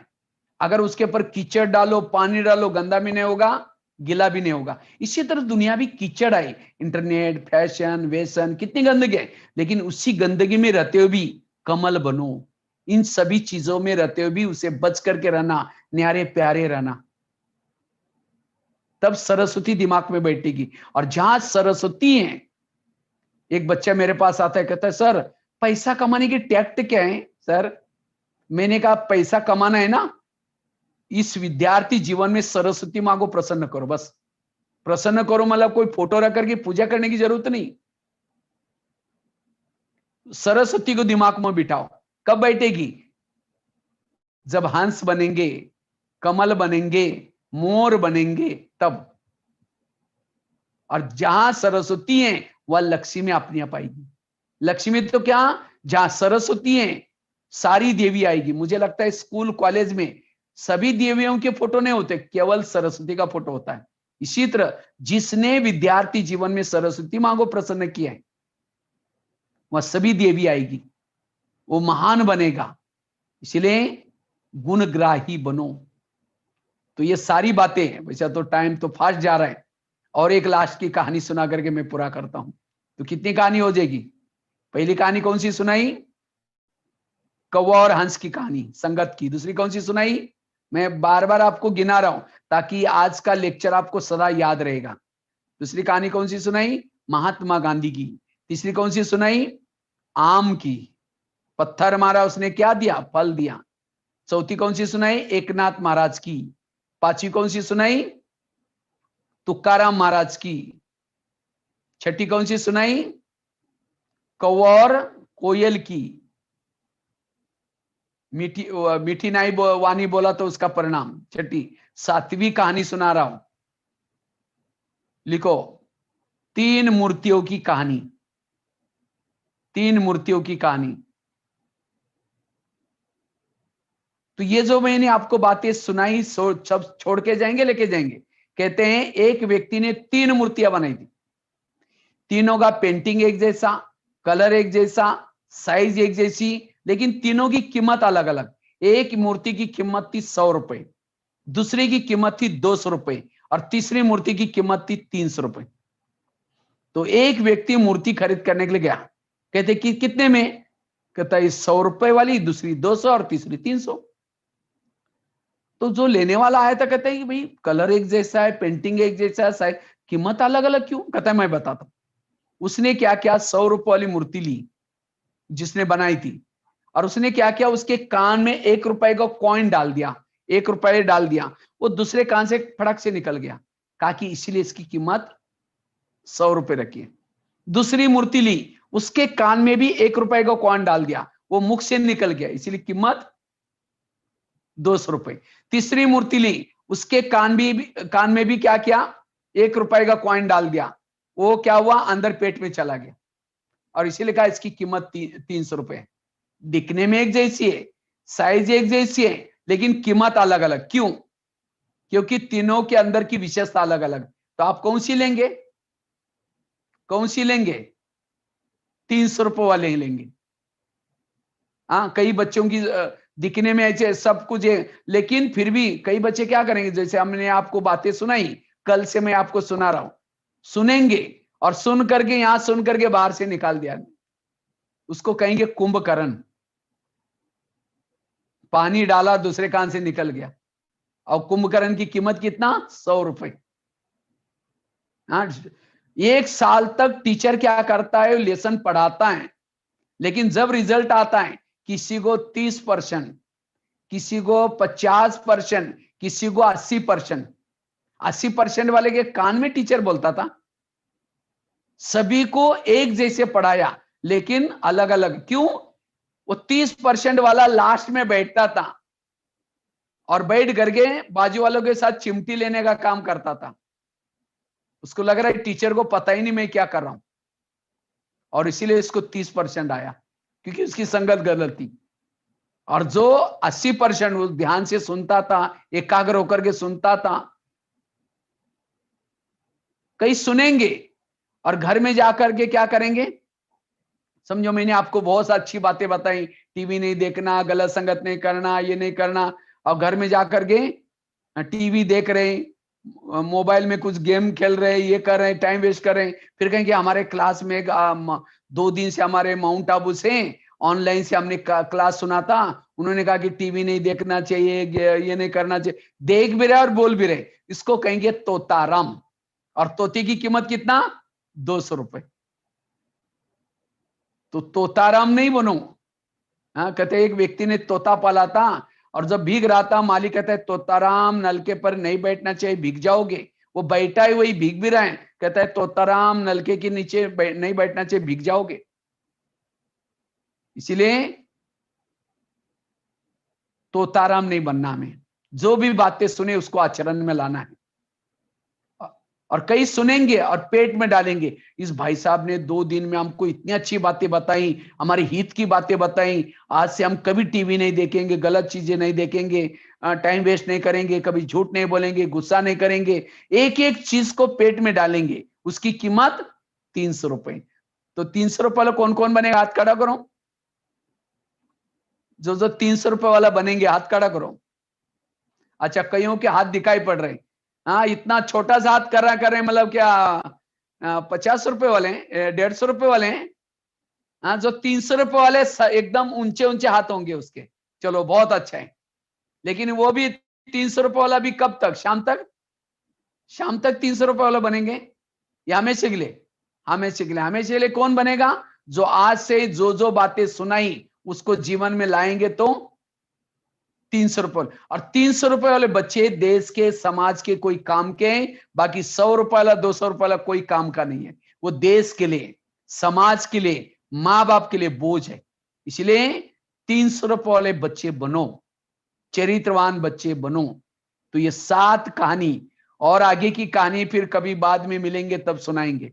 हाँ, 900 कहानी है, 900 में से केवल 7 सुनी, और आज जा करके ये सब मम्मी पापा को सुनाना है। कौन कौन सुनाएंगे, वो हाथ खड़ा करो, पक्का करके भेज रहे हैं। अच्छा, सब लोग सुनेंगे, बहुत अच्छा। और इस कहानियों को अभी तो शॉर्ट में बताई, उसको डिटेल में भी लिख करके रखना, और जब भी कभी कभी आप बीच में डायरी को निकालना, पढ़ना, ठीक है? तो आज हमने क्या क्या सुना, एक तो कल मैंने आपको सुनाया था नैतिक शिक्षा का महत्व क्या है। दूसरा बात बताई थी IQ, EQ, MQ और SQ, इसका चारों का बैलेंस। आप सभी कौन है, आत्मा। आत्मा भ्रुकुटी में कहा रहते हैं, दोनों भ्रुकुटी के बीच में। आत्मा का आपस में संबंध क्या है? भाई भाई। आत्मा का पिता कौन है? परमात्मा। घर कहाँ है? परम धाम। नहीं तो कई भाई भाई तो कहेंगे लेकिन आपस में ये करेंगे, इसीलिए नहीं। आत्मा की स्मृति रखना। और स्टूडेंट का अर्थ बताया था, एजुकेशन का अर्थ बताया था, स्कूल का अर्थ बताया था। और उसके बाद आज क्या बताया? 5 चीजों से बचना है। गलत संगत से, सिनेमा से, नशा, गलत खान पान और फैशन, इसे बचना। और गुण केवल मैंने आपको 3 ही सुनाए। एक तो सहन शक्ति का गुण बताया, दूसरा मीठा बोलने वाला सुनाया, और तीसरा गुणग्राही का गुण सुनाया। और कहानियां 7 सुनाई, 7 सुनाई। लास्ट में कहानियों को भी एक बार रिपीट करता हूं। पहली कहानी कौन सी सुनाई? कौवा और हंस की। दूसरी कौन सी सुनाई? महात्मा गांधी की। तीसरी आम की। चौथी एकनाथ महाराज की। पांचवी तुकाराम महाराज की। छठी कौवा और कोयल की। और सातवीं 3 मूर्तियों की कहानी। मुझे लगता है पूरी कहानी अभी पक्की हो गई होगी। वैसे तो बहुत सारी बातें हैं। लास्ट में मेरे जीवन की स्टोरी शॉर्ट में सुना करके पूरा करता हूं। वैसे मैं भी महाराष्ट्र में एक छोटे से गांव में जन्म लिया। मैं तो 11 साल तो स्कूल भी नहीं गया था। 11 साल के बाद स्कूल में गया। टीचर ने कहा पहले क्यों नहीं आए? हमने कहा सर मुझे पता नहीं। कहा कि आप तो बड़े हो गए, आप नहीं स्कूल में आ सकते। हमने कहा नहीं सर, हमको तो घर में बताया नहीं किसी ने, हमारे घर में पढ़े लिखे है ही नहीं कोई। तो मेरी लगन देकर के टीचर ने कहा ठीक है कल से आओ। तो पहले दिन टीचर ने मुझे 5वीं कक्षा में बिठाया और कहा पहली को सुनाएंगे तो भी सुन लेना, दूसरी को सुना। क्योंकि एक ही रूम में 7 कक्षा बैठती थी। पहले के 2-3, दूसरे के 2-3, कुछ बच्चे मंदिर में बैठते थे। तो मैंने एक साल में 7 कक्षा, एक साल में 5 कक्षा कवर कर दी। और आज के बच्चे एक ही कक्षा में 5 साल बैठते हैं, आगे बढ़ते ही नहीं है। इतनी लगन थी हमारी, लगन से पढ़ते थे। उसके बाद जब रोज जब जाना शुरू किया तो एक साल के बाद 6वीं में, 7वीं की बोर्ड की परीक्षा थी। तो टीचर ने कहा तुम डायरी पेन नहीं लाते, अब स्कूल में नहीं हो। तो मैं सोचा अब क्या करेंगे, घर में तो बोलना नहीं, क्योंकि घर में बोलेंगे तो स्कूल में मना करेंगे, चोरी भी नहीं करना है। मैंने एक कहानी पढ़ी थी, जो बच्चे चोरी करते हैं भगवान उसको हाथ नहीं देता। तो मैं क्या करता था, रद्दी से पुरानी डायरी लाता था। ध्यान से सुनना, रद्दी से पुरानी डायरी लाता था, पानी से धुलाई करके धूप में सुखा करके फिर लिखता था। और ऐसे एक दिन उसी रद्दी में ब्रह्मा कुमारी आश्रम का एक किताब मिला। और उस किताब के अंदर आत्मा क्या है, परमात्मा क्या है, सृष्टि चक्र क्या है, इसके बारे में। और उस समय में 8वीं कक्षा में था, तो मुझे ये ज्ञान बहुत अच्छा लगा। तो मैंने उस समय हमको टीचर ने एक लेसन पढ़ाया था, मनुष्य चांद तक गए, आर्मस्ट्रांग, नील आर्मस्ट्रांग। तो मैंने सोचा चांद से व्यापार इसमें है। तो मैंने वहां पत्र लिखा है, वहां से एक पत्र आया, अब 10 रुपए भेजो। तो मेरे पास 10 रुपए तो था ही नहीं। मैंने क्या किया, कुएं से ला करके पानी बेचना शुरू किया, 2 पैसा 3 पैसा। और 6 महीने तक पानी बेचा और उसी से पैसा इकट्ठा करके किताबें मंगवाई। और उस किताबों का जो 7 दिन का कोर्स का ज्ञान किताबों में था, और वो पढ़ करके 2 साल ज्ञान में चले। और 10वीं में बोर्ड में पहला नंबर लिया। और 10वीं के बाद ITI का कोर्स करने के लिए बड़े शहर में गए थे। वहां एक ब्रह्मा कुमारी का गीता पाठशाला थी, वहां रोज जाना शुरू किया। ITI का कोर्स भी करता था और साथ में 1 घंटा वहां ब्रह्मा कुमारी की गीता पाठशाला में भी जाता था। मेरे को कई दोस्त कहते थे अरे तुम क्यों जाते, नहीं जाना चाहिए। लेकिन मैं कभी भी, मैं सोचता था इतना अच्छा ज्ञान है, हमने किसी की भी ये नहीं किया, किसी की परवाह नहीं की, जाते रहे। लेकिन आज देखो अपने जीवन को कितना अच्छा बनाया। आज जैसे कल बहन जी ने बताया ना मेरा पूरा परिचय, कहा आज 9,000 स्कूलों में जाकर के बच्चों को नैतिक शिक्षा का पाठ पढ़ाया, 900 जेल में कैदियों को सुधारने का काम किया, 30-40 मासिक में आर्टिकल लिखने का सेवा करते हैं। और राइटिंग इतना सुंदर है। हाँ, मधुबन में कई बार बोर्ड लिखने की सेवा करते रहते हैं, किचन में सेवा भी। तो कहां थे एक साधारण इसमें, लेकिन क्या से क्या अपने जीवन, माँ बाप ने जो नाम रखा था भगवान भाई, उस नाम को सार्थक किया। तो इसी तरह आप लोग भी, मैंने केवल लेक्चर नहीं किया, लेकिन मेरे जीवन में कई ऐसी बातें हैं, बहुत सारा अनुभव है। हमने कभी गुस्सा नहीं किया। 1-2 ही घटना मेरे जीवन की आपको सुनाता हूं। एक बार मैंने एक रात भर जाग करके एक लेख लिखा। और एक व्यक्ति के पास गया फोटो कॉपी करने के लिए, हमने कहा इसको फोटो कॉपी करो, उसने ऊपर नीचे देखा, फाड़ के 25 टुकड़े करके कचरे में फेंका। अब कितना गुस्सा आना चाहिए। मैंने कुछ नहीं बोला, बाहर गया, ऊपर देखा, मैंने सोचा लेखक जरूर बनूंगा, और तब से लिखना शुरू किया। 40 मैगजीन में लेखक लिखना शुरू किया। अगर गुस्सा करता लेखक ना बनता। जीवन में परिस्थिति आती है, लेकिन हमको सहन करना सीखना है। और ये सहन शक्ति कैसे आएगी? ये रोज योग करने से, रोज योग करने से, ज्ञान सुनने से आपके अंदर सहन शक्ति आएगी। तो आप बच्चे तो रोज ज्ञान भी सुनेंगे, योग भी करते रहेंगे, वो पढ़ाई भी पढ़ेंगे। ऐसे नहीं कि हम उस पढ़ाई में भी पहला नंबर रहते थे स्कूल में, हमेशा 80% 90% मार्क मिलते थे, स्कूलों में भी अच्छे मार्क लेते थे, और साथ में इस पढ़ाई में भी अच्छी तरह रुचि रखी। तो इसी तरह अपने जीवन में नैतिक शिक्षा जरूरी है, और नैतिक शिक्षा से ही हमारा व्यवहार बदलेगा, जीवन बदलेगा, और आप तो युग बदलने वाला है। जो नैतिक शिक्षा सीखेगा वो सतयुग में कृष्ण के साथ आएगा। तो कृष्ण के साथ आने के लिए कौन कौन तैयार है? कृष्ण के साथ कौन कौन आएगा? हाथ खड़ा करो।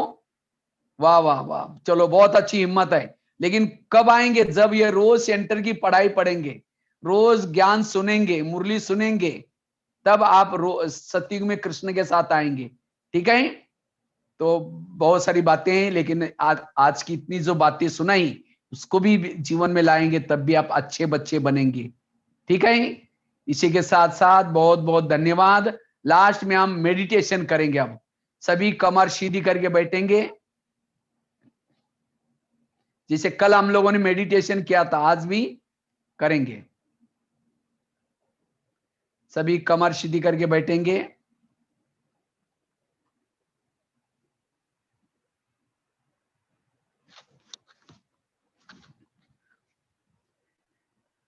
आंखें आधी बंद आधी खुली रखेंगे।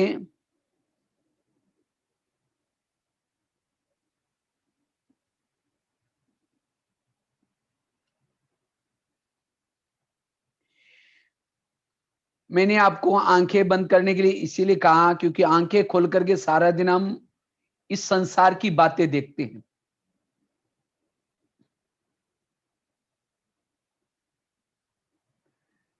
अभी स्वयं को देखना शुरू करो। मैं आत्मा दोनों भ्रुकुटी के बीच में निवास करती हूं।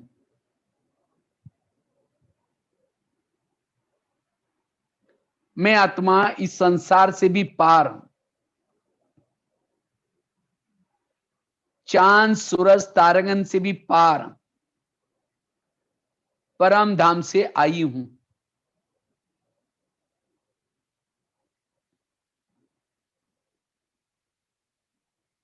इन आंखों के द्वारा देखने वाली,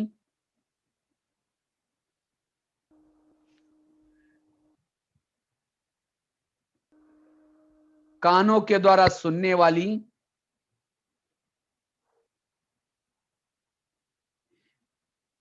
मैं ज्योति स्वरूप आत्मा हूं।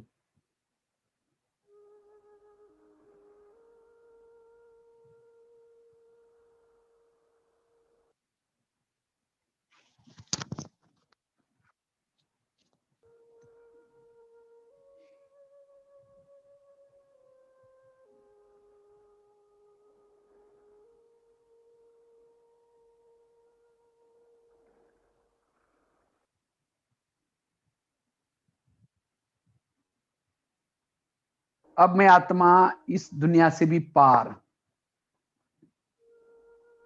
अपने परम पिता के पास जा रही हूं, बुद्धि रूपी नेत्र के द्वारा।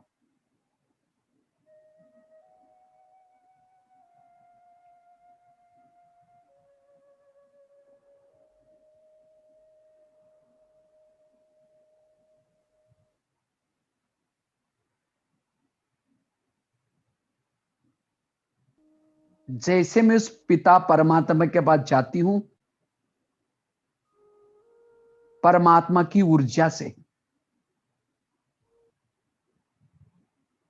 मैं चार्ज हो रही हूं। हे प्रभु, मैं आपकी ही संतान हूं। आप तो शांति के सागर हो, आनंद के सागर हो।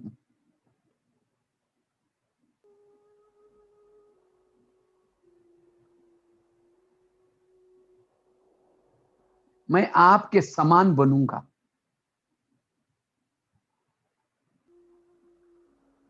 इसके लिए चाहे मुझे गलत संगत से बचना होगा,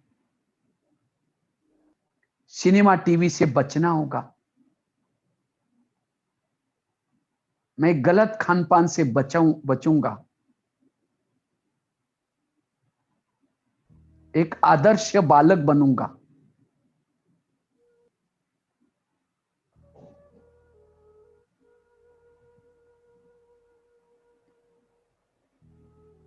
जिसके लिए इस धरती पर भेजा है वही काम करूंगा।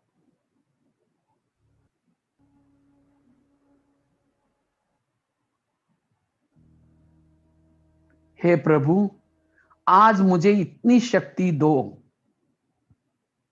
जो कि मेरा मन भटक न सके, बुद्धि भटक ना सके।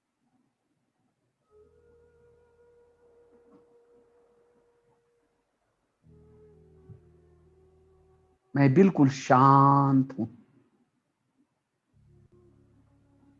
आज से मैं कभी भी गुस्सा नहीं करूंगा, जीवन में सहनशील बनूंगा।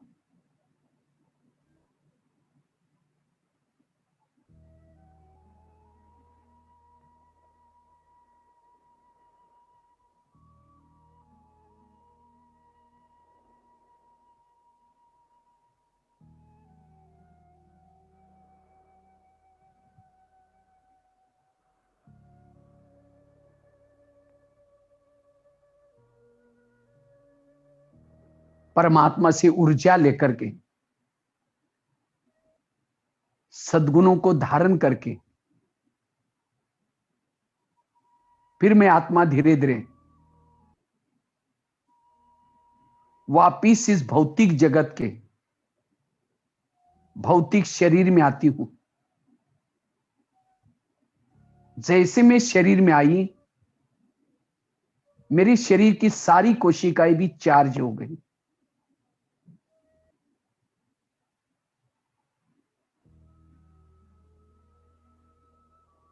अब मैं सदा आत्मिक स्मृति में रहूंगा।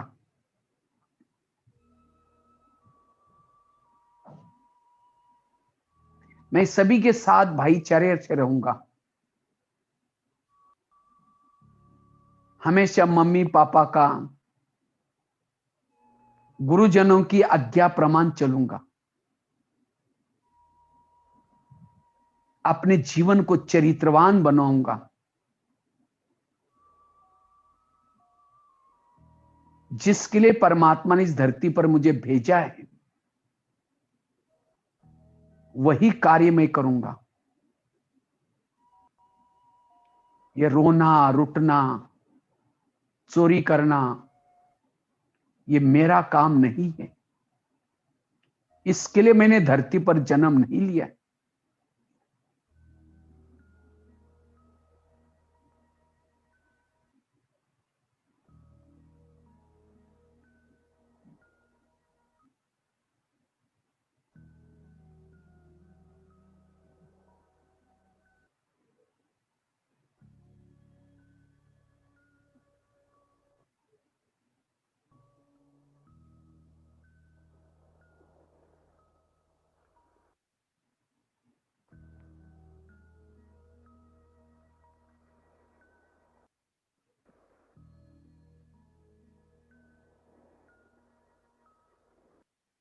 मैं बिल्कुल शांत हूं। मैं आत्मा,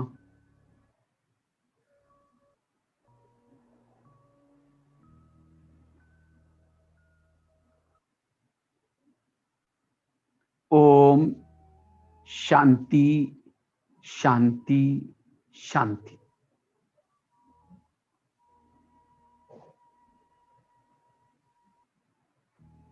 धीरे से अपनी आंखें खोलेंगे।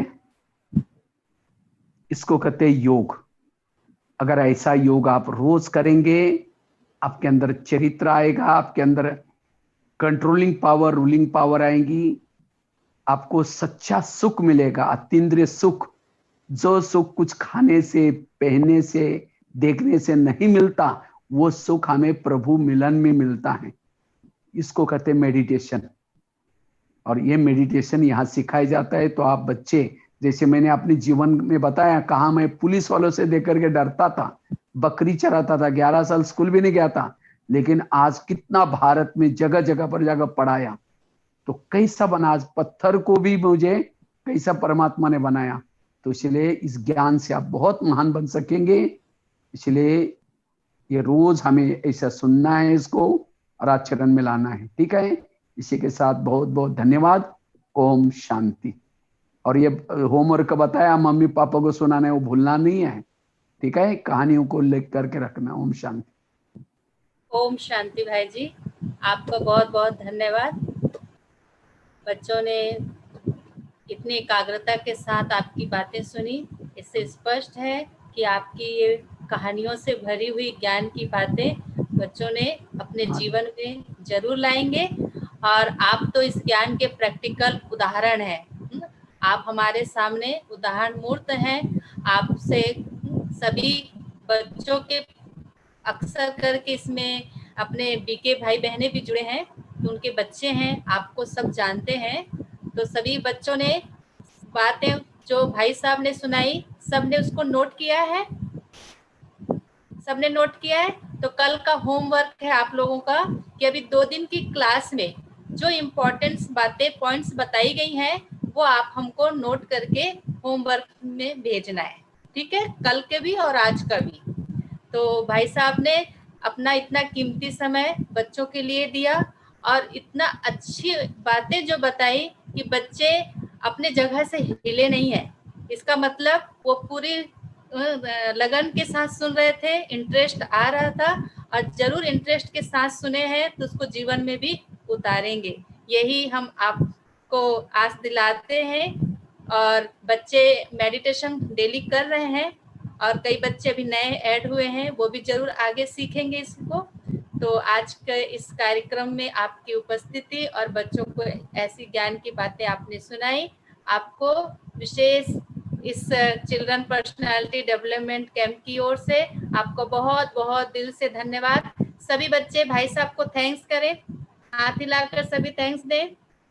बहुत बहुत धन्यवाद। थैंक यू भाई जी। माइक, हाँ, सब अपना थैंक यू भाई जी। Thank you. आपकी क्लास बहुत अच्छी थी, आज मजा आ गया। थैंक यू भाई जी।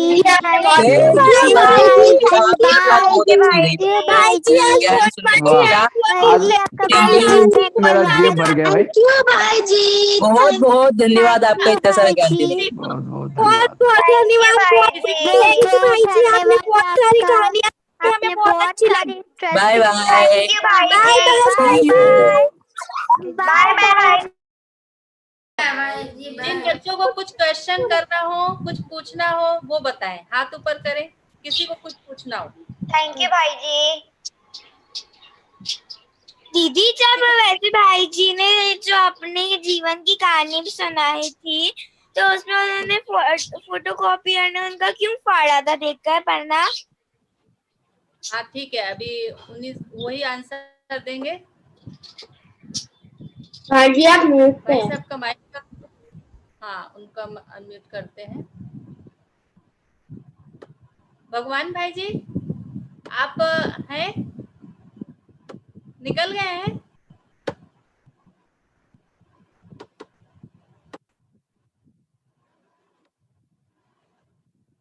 अनम्यूट भी नहीं हो रहा है। अनम्यूट करें, आपके तरफ से अनम्यूट करें। माइक ऑफ हो गया है। हाँ देखो आ रहा है। हाँ, बच्चे पूछ रहे हैं, अब पूछो। हाँ। क्या पूछ रहे थे? कौन पूछ रहा था? हाँ मैं सुना। अच्छा, तो वो बच्चे ने वो आर्टिकल लिखा था, वो क्यों फाड़ दिया? वो मेरे अंदर की सहन शक्ति को चेक करने के लिए उनको गुस्सा आता है या नहीं आता, इसीलिए फाड़ दिया था। लेकिन मैंने गुस्सा नहीं किया, पास हो गया उसमें। केवल एक ही बात नहीं, कई चीजें, मेरे बहुत सारे ऐसे अनुभव की बातें हैं। तो कभी जब एक क्वेश्चन और था। हाँ, जब आपने बताया था कि आपने रद्दी से जो नोट डायरी निकाली थी, तो उसको हाँ, आपने धो दिया था, तो धोते हैं जब नोटबुक को तो पन्ने तो गीले हो जाते हैं। हाँ, पहले जमाने में स्याही से लिखते थे, तो स्याही को अगर गीला करते ना, स्याही निकल जाती है उसकी। फिर मैं क्या करता था, धूप में सुखाता था। धूप में सुखा करके फिर बाद में 1-2 दिन के बाद सारे पन्ने इकट्ठा करता था, फिर धागा लेकर के ऊपर पुट्टा लगा करके फिर दोबारा डायरी बनाता था, और उसी डायरी में दोबारा लिख करके फिर मेरा होमवर्क करता था। घर में पैसे नहीं थे, चोरी भी नहीं करना है, स्कूल में नहीं छोड़ना है, ऐसे पढ़ाई करता था। आजकल के बच्चों को तो क्या क्या माँ बाप देते हैं, कई स्कूल में छोड़ के आते हैं, कई क्या करके आते हैं। इतना ही नहीं, मैं जब स्कूल में जाता था, मेरे को हमारे स्कूल के बच्चे सब दादागिरी करते थे, कहते थे हम एक वहां बबूल के पेड़ होते हैं हमारे महाराष्ट्र में, तो उसको गम आता है, तो कहते थे हमको गम लेके आओ, नहीं तो तुमको स्कूल में आने नहीं देंगे। तो मैं सवेरे सवेरे जल्दी उठता था और जा करके गम को इकट्ठा करके देता था। जब एक को दिया तो दूसरा कहता है मेरे को क्यों नहीं आया, थप्पड़ मारता था। तो भी मैंने कुछ नहीं बोलता था। अगर घर में सुनाऊंगा वो कहेगा तो स्कूल छोड़ दो, टीचर को सुनाऊंगा वो भी फिर उसको निकाल देगा। तो इसीलिए मैं कभी भी सहन करता था, कभी भी गुस्सा नहीं करता था। ऐसी बहुत सारी मेरे जीवन की बातें हैं। और एक बार की बात है, क्या हुआ, स्कूल में परीक्षा चल रही थी, तो टीचर ने आकर के पेपर बांटे थे और कहा कि किसी को भी किसी का पेपर दिखाना नहीं, जो दिखाएगा उसको निकाल दूंगा, जो देखेगा उसका निकाल दूंगा। तो जब मैं लिख रहा था, मेरे पीछे एक दूसरा बच्चा था, उसको कुछ नहीं आता था, वो झगड़ा करता था, मारता पीटता था, उसमें होशियार था, बाकी पढ़ाई में होशियार नहीं था। तो वो बच्चा मेरे को बार बार उंगली करके बता रहा था आप पेपर दिखाओ। तो मैंने कहा भाई टीचर सामने बैठा है, भले चश्मा पहना था लेकिन अंदर से चश्मे से ऐसा देख रहा था कौन दिखा रहा है क्या। तो मैंने उसको दिखाया नहीं। तो लास्ट में उसने एक चिट्ठी लिख करके डाल दी मेरे पास, और उसमें लिखा था दिखाओ पेपर, नहीं तो शाम को तुमको जान से मार डालूंगा। तो भी मैंने दिखाया नहीं। तो शाम हो गई, मेरा घर आधा घंटा जितना दूर था, खेती से जाना पड़ता था मुझे, और अकेला जाता था, उस जगह पर कोई दूसरे बच्चे भी नहीं थे। तो मैं खेती से जा रहा था शाम के समय, तो अचानक कुछ पीछे मैंने देखा आवाज आ रहा है कुछ। तो पीछे मुड़ के देखा तो 4 बच्चे दौड़ के आ रहे थे। तो 4 बच्चे दौड़ के आए। मुझे हमेशा एक टीचर की बात याद रहती थी, ताली हमेशा 2 हाथ से बजती, एक से नहीं बजती। झगड़ा दोनों में होता है, एक में नहीं होता। तो मैंने उस समय सोचा वो चाहे कुछ भी बोले मैं सहन करूंगा। तो आते ही वो दोनों ने क्या, उन्होंने 4 जन थे, मैं अकेला था, एक ने जोर से थप्पड़ मार दी, एक ने पेट में फाइटिंग की। लग तो गया लेकिन मैंने कुछ नहीं बोला उसको। मैं चाहे तो पत्थर लेके भगा सकता था, लेकिन मैंने सोचा मुझे सहन करना है। तो उसमें से 4 थे, 2 ने मेरा सिर पकड़ा, 2 जने पांव पकड़ा, ऊपर उठाया नीचे छोड़ा। और उस समय कितना, हम शायद 7वीं कक्षा में थे, ऊपर उठाया नीचे छोड़ा। लग तो जाता था लेकिन मैंने अंदर सोचा था कि कुछ नहीं बोलना है। तो उसमें से एक बच्चा कहता है इसको क्यों मार रहे, सो छोड़ो यार, सॉरी करके चले गए। मैंने दूर से देखा चले गए, मैं अपना झाड़ जोड़ करके वो भी चला गया। मैंने इस बात को घर में नहीं सुनाया। मैंने सोचा अगर घर में बताऊंगा तो बड़ों की झगड़े हो जाएंगे। फिर दूसरी दिन जब स्कूल में गया तो टीचर को भी नहीं सुनाया। मैंने सोचा टीचर को सुनाऊंगा तो उस बच्चे को स्कूल पेपर से उठा देगा, फेल हो जाएगा। जब मैं गया तो बच्चा डर रहा था, तो मैंने सीधा जाकर के उसको गले लगाया, हाथ में हाथ मिलाया। मैंने कहा दोस्त कल क्या हुआ। उस बच्चे को रोना आया, उसने हाथ आगे करके कहता आज से मैं कभी भी झगड़ा नहीं करूंगा, कभी मारपीट नहीं करूंगा। तो देखो मैंने सहन किया, उस बच्चे ने अपने आप को बदल दिया। यह है सहन शक्ति। ऐसे मेरे बहुत किस्से हैं जीवन के। मैंने तो जीवन में कभी भी गुस्सा नहीं किया होगा, किसी को मार पिटाई नहीं किया होगा, मैंने खुद सहन किया। इसीलिए आज मेरे अंदर वो मूल्य हैं। इतना ही नहीं, मेरे पास खाने के लिए कुछ नहीं था। स्कूल में, मैं हॉस्टल में रहता था, चावल उबाल करके 4 साल तक चावल के ऊपर चीनी जो शुगर है ना वो डाल करके खाता था, लेकिन कभी चोरी करके कभी। और यही बातें जब मैं जेल में, कई बार कैदी उठ करके कहते सर हमारे पास घर में खाने के लिए कुछ नहीं था इसीलिए मैंने चोरी की। जब मेरी कहानी सुनाता हूं मैं, कैसे कैसे आज रद्दी से लाकर डायरी धुलाई करके लिखा, लेकिन चोरी नहीं करके किया। जब मेरी कहानी सुनते हैं तो सभी कैदियों के आंखों में से आंसू आता है। इसलिए मेरा लाइफ ही मूल्यवान है और इसलिए उस जीवन के मूल्यों के आधार से सिखाता हूं मैं। तो ये मेरा 1-2-3 एग्जाम्पल सुना है आपको, ऐसे बहुत सारे एग्जाम्पल्स हैं। जब मैं दिल्ली में था तो एक बार क्या हुआ, मुझे बहुत लगता था, मुझे हिंदी भाषा भी नहीं आती थी, मुझे लगता था किसी को ज्ञान सुनाना है। तो मैंने 1-2-4 लोगों को कुछ सुनाना शुरू किया। एक व्यक्ति ने मुझे देख करके बहुत गुस्सा किया, तुम क्यों सुनाते हैं, तुम्हारा काम नहीं, ऐसा ऐसा करके। मैंने अपने दिमाग को शांत रखा, मैंने सोचा इनकी कोई गलती नहीं। तब से मैंने सुनाना छोड़ दिया। रोज बगीचे में बैठता था, गमले पड़े रहते थे, गमलों को समझता था माताएं बैठी है, यूथ बैठे। 6 साल तक गमलों को ज्ञान सुनाया और सुनाते सुनाते आज उस समय इतनी प्रैक्टिस हो गई, आज 9000 स्कूलों में, 900 जेलों में लेक्चर करके इंडिया बुक ऑफ रिकॉर्ड में नाम दर्ज किया। अगर वो मुझे ऐसा ना बोलता तो मैं प्रैक्टिस नहीं करता। वास्तव में जीवन की परीक्षाएं महान बनाते हैं। मैंने जो व्यक्ति ने विघन डाले, परिस्थिति निर्माण की, उनको गुरु बनाया। एक गुरु ने मुझे लेखक बनना सीखना सिखाया, एक गुरु ने मुझे लेक्चर करना सिखाया, एक तो हर परिस्थिति से सीखा, परिस्थिति से मैं सीखता हूं। तो इसलिए परिस्थिति व्यक्ति को, इसीलिए संत कबीर ने भी कहा है, निंदक नीरे राखी है, आंगन कुटी छवाए। और जो जीवन में सहन करता है हर जगह पर, हर परिस्थिति में पास हो जाता है वो। ऐसे बहुत एक्सपीरियंस है, वो बात भी कभी शेयर करेंगे आपके साथ, ठीक है। ओम शांति। आपके पास टाइम हो तो 2 मिनट और दे दीजिए, एक आध क्वेश्चन और पूछ रहे हैं। हाँ भले, हाँ पूछो पूछो पूछो। अंबिका पूछो, माइक ऑन करो।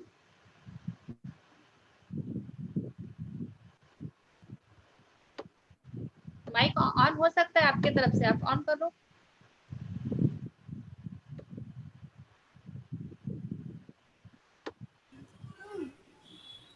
भाई जी, मेरा आपसे प्रश्न है, हाँ। कि हमें सहन करना चाहिए। यदि हमें सहन करने पे भी कोई और बदले ना और हमें कमजोर समझने लगे तो हमें क्या करना चाहिए? सहन करने वाला कमजोर नहीं है, गुस्सा करने वाला कमजोर है। सहन करना बहादुरी का काम है, गुस्सा करना कमजोरों का काम है। इसलिए हमें, क्योंकि उसके साथ हमारा हिसाब किताब है। जब हमारा हिसाब किताब बंद, चुक्त हो जाएगा, वो ऑटोमेटिकली ये वो गुस्सा करना, वो ये करना बंद हो जाएगा। इसलिए हमें जब तक सहन करना है, हमेशा तब तक सहन करते रहना है। और सहन करने की कोई लिमिट नहीं है। सहन करना अर्थात खुश रहना, दुआएं देना। अब समझो कोई मूर्ति के पास जाकर के गाली दो, तो मूर्ति का वरदान हाथ के बजाय नीचे करके चेहरा पीछे करते हैं।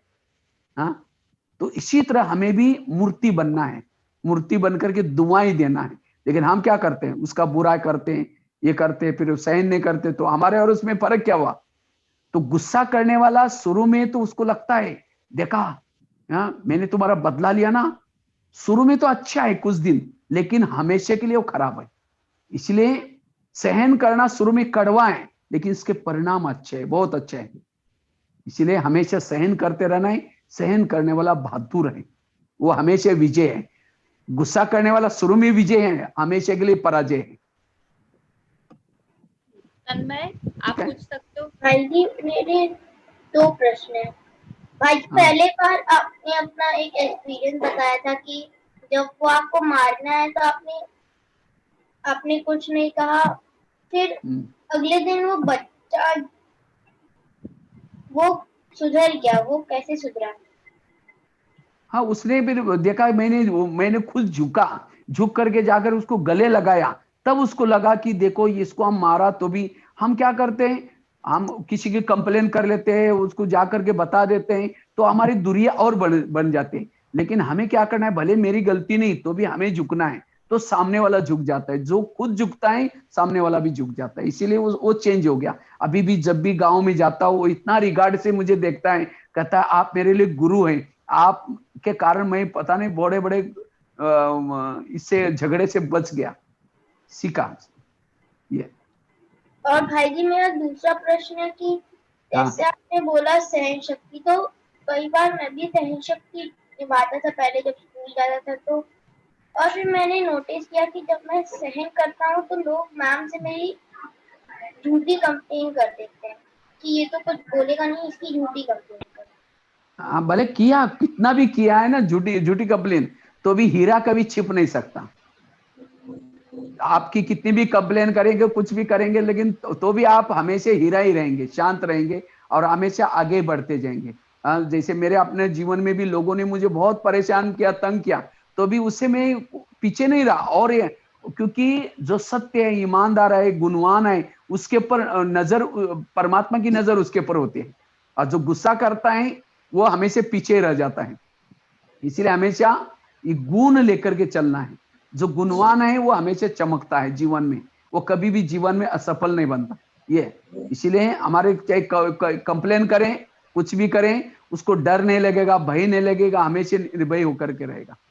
Last question Divya, last question आप कर लो। लास्ट भाई जी ने कहा था गुटका का ट काट के गुका, तो उसका मतलब क्या होता है गुका का? गूखा, वो तो हम तो बोलते हैं ना, वो गंदी चीज रोज लैट्रिन करके आते हैं उसको ये गूखा बोलते हैं ना, वो बात है गूखा। समझ में आया सबको? चलिए अब क्वेश्चन आंसर यहीं पे स्टॉप करते हैं। वो शब्द भी याद रखे, खाने का कभी दिल भी नहीं करेगा। कुछ ऐसी चीज को देखने वाला ऐसे करते हैं, और ऐसी चीज खा वो व्यक्ति मुंह में डालता है। बताओ, वो चीज में और गुटखा में वही बदबू है, और वो लेके मुंह में, अगर उसको किसको खाने वालों को पता चले अरे मैं क्या खा रहा हूँ, वो अपने आप नफरत करेगा। होटल हो सके तो टल, सिन माँ, सिन मतलब पाप, माँ मतलब मदर, पाप की मदर, शब्दों में अर्थ भरा हुआ। बहुत लास्ट अच्छा में बच्चों को बताया, आप एक शब्दों का एक्सप्लेन कर दिए। हाँ, लास्ट में एक जोक सुना करके मैं पूरा करता हूँ। तो शब्दों का, एक माता जी थी, तो ब्रह्मा कुमारी आश्रम में रोज आती थी। तो रोज आती थी, तो एक बार वो जल्दी आई थी, गुरुवार का भोग था। तो पहला चित्र था लक्ष्मी नारायण का, माना विद्यालय का यम है ना, ब्रह्मा कुमारी विद्यालय का यम। तो बहन जी वहां की थोड़ा किचन में काम कर रही थी, माना भोग बना रही थी। तो माता जी को कहा, माता जी आप थोड़ा जो नए लोग आए उनको थोड़ा समझाओ, तब तक मैं भोग बना करके आती हूँ। तो माता जी वो भाई को बताए, आप रोज यहाँ आया करो, आपका ट्रैक्टर बहुत अच्छा हो जाएगा। हाँ, कहते हैं लक्ष्मी नारायण भी ट्रैक्टर से गिर गए थे, इसलिए परमात्मा आकर के उनका ट्रैक्टर ठीक कर रहा है। कहते मेरा भी यहाँ ट्रैक्टर अच्छा हो गया। वो माता जी, वो भाई कहते कि यहाँ गैरेज का काम सिखाते हैं? नहीं, आपका ट्रैक्टर, वो कैरेक्टर बोलने के बजाय ट्रैक्टर बोलते। कैरेक्टर मतलब चरित्र, यहाँ आने से हमारा चरित्र बन जाता है। ये माना शब्दों को हम न समझते थे तो वो कितना घाटा हो जाता है। इसीलिए शब्दार्थ, यथार्थ, भावार्थ समझना जरूरी, एक एक शब्द का भाव समझना जरूरी। ठीक है, ओम शांति। भाई जी आपने बहुत अच्छे अच्छे ज्ञान की बातें तो सुनाई, साथ में आपने बच्चों के सारे क्वेश्चन के आंसर भी दिए, और सचमुच में क्वेश्चन भी ऐसा कर रहे थे कि वो जिज्ञासा से कर रहे थे, अपनी इच्छा से कर रहे थे, और जरूर वो आंसर भी मिल गया है, तो बच्चे भी संतुष्ट हुए होंगे। है तो बहुत सारे क्वेश्चन, लेकिन टाइम की अभी बंधन है। हम फिर एक दिन आपका क्लास रखना चाहेंगे, जरूर जरूर, जिसमें आप बच्चों के और भी क्वेश्चंस हो तो आप आंसर दे पाए। तो बच्चे अभी हाथ ऊपर नहीं करो, अभी टाइम हो गया है, तो हम फिर भाई साहब फिर एक बार और मेरा गहराई से अनुभव सुनाएंगे उनको मैं देखा अनुभव वाला बहुत अच्छा लगा उनको। हाँ। वैल्यूज एक्चुअली पढ़ाई नहीं जाते, अगर आपके जीवन में कुछ है वो बातें वो सुनाएंगे, इससे पता चलता है उस व्यक्ति में वैल्यू क्या है। तो और अनुभव आपको और गहराई से सुनाएंगे। मेरे जीवन का इतना संघर्ष है। हाँ, वैसे तो मेरा यूट्यूब में बीके भगवान भाई डालेंगे, उसमें काफी सारा बहुत सारे लेक्चर्स है, बहुत सारी बातें हैं, उसमें स्टोरीज भी आपको मिलेगी बहुत सारी। लेकिन आप सम्मुख आके बताएंगे वो ज्यादा अच्छा है। हाँ, वो यहीं सुनाएंगे कोशिश करके, एक बार करेंगे हम और भी क्लास आगे का रखेंगे। तो अभी यहाँ पे हम अपने क्लास को विराम देने से पहले, आपके क्लास से बच्चे बहुत खुश हुए, संतुष्ट हुए, तो आपका वेलकम कहा जाए, विदाई नहीं कहेंगे, तो डांस के साथ बच्चे करना चाहते हैं तो आप। हाँ, मैं देखूंगा, कल भी देखा था, काफी समय तक बैठा था मैं। हाँ जी, तो 5 मिनट के लिए हम बच्चों को डांस करा देते हैं। बच्चे सभी रेडी हो जाए, भाई साहब आपका डांस देख के ही जाएंगे। चलिए, हाँ जी, ठीक है, एक सॉन्ग बजा दिया जाए।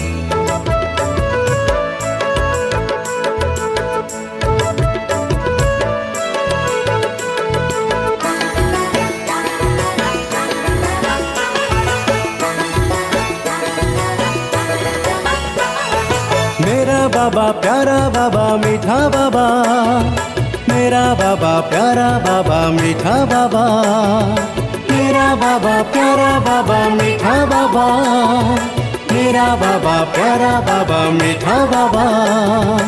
इसका उसका सबका मेरा प्यारा बाबा, मेरा प्यारा बाबा। इसका उसका सबका मेरा प्यारा बाबा, मेरा प्यारा बाबा। दुनिया जिसको ढूंढ रही है वो धरती पे पधारा, आओ मेरे लाडलो बच्चे कह के पुकारा। इसका उसका सबका मेरा प्यारा बाबा, मेरा प्यारा बाबा। इसका उसका सबका मेरा प्यारा बाबा, मेरा प्यारा बाबा।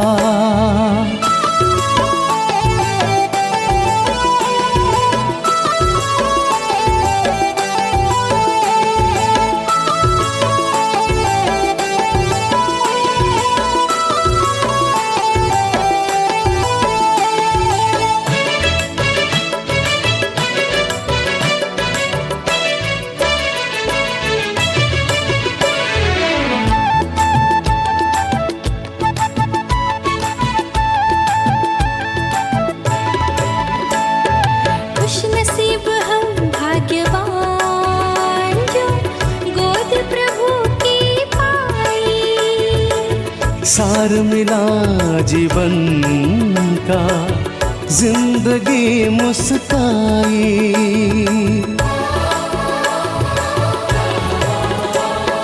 खुश नसीब हम भाग्यवान जो गोद प्रभु की पाई। सार मिला जीवन का, जिंदगी मुस्काई।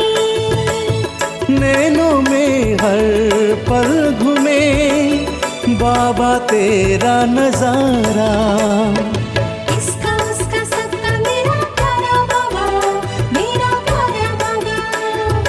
इसका उसका सबका मेरा प्यारा बाबा, मेरा प्यारा बाबा।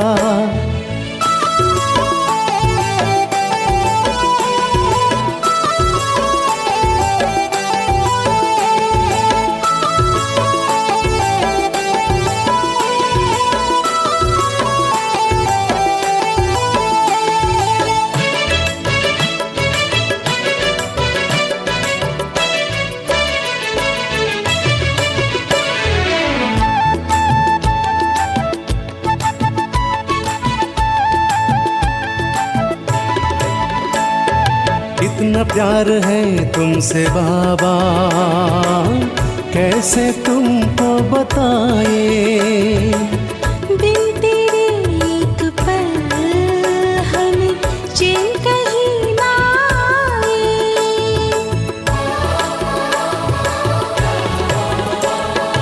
इतना प्यार है तुमसे बाबा, कैसे तुमको बताए। बिन तेरे एक पल हमें चैन कहीं ना आए। नाव पुरानी गहरा पानी है बाबा तू ही सहारा। इसका उसका सबका मेरा प्यारा बाबा, मेरा प्यारा बाबा। इसका उसका सबका मेरा प्यारा बाबा, मेरा प्यारा बाबा।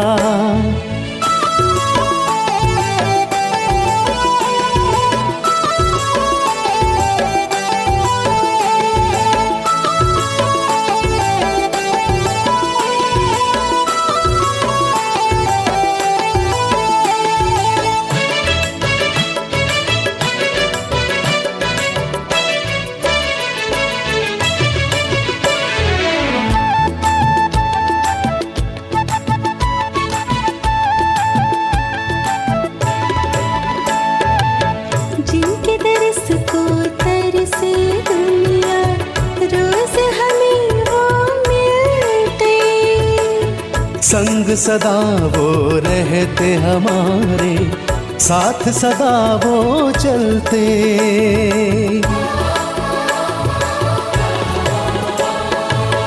जिनकी दरस को तरसे दुनिया, रोज हमें वो मिलते। संग सदा वो रहते हमारे साथ, सदा वो चलते। इस जीवन में बाबा मेरे जन्नत को है उतारा। इसका उसका सबका मेरा प्यारा बाबा, मेरा प्यारा बाबा। इसका उसका सबका मेरा प्यारा बाबा, मेरा प्यारा बाबा। मेरा बाबा प्यारा बाबा मीठा बाबा, मेरा बाबा प्यारा बाबा मीठा बाबा। मेरा बाबा प्यारा बाबा मीठा बाबा, मेरा बाबा प्यारा बाबा मीठा बाबा। इसका उसका सबका मेरा प्यारा बाबा, मेरा प्यारा बाबा।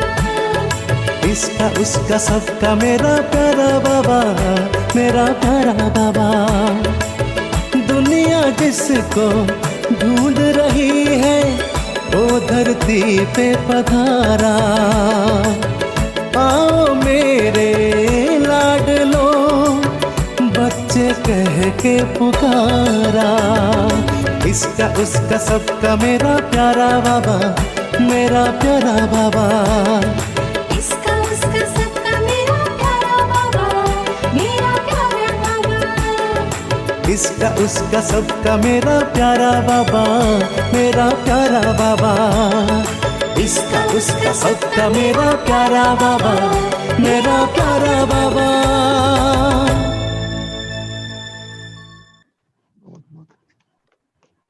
ओम शांति। बहुत अच्छा। आज के प्रोग्राम को अब हम यहीं पे विराम देते हैं। सब 1 मिनट साइलेंस में बैठे हैं सभी बच्चे।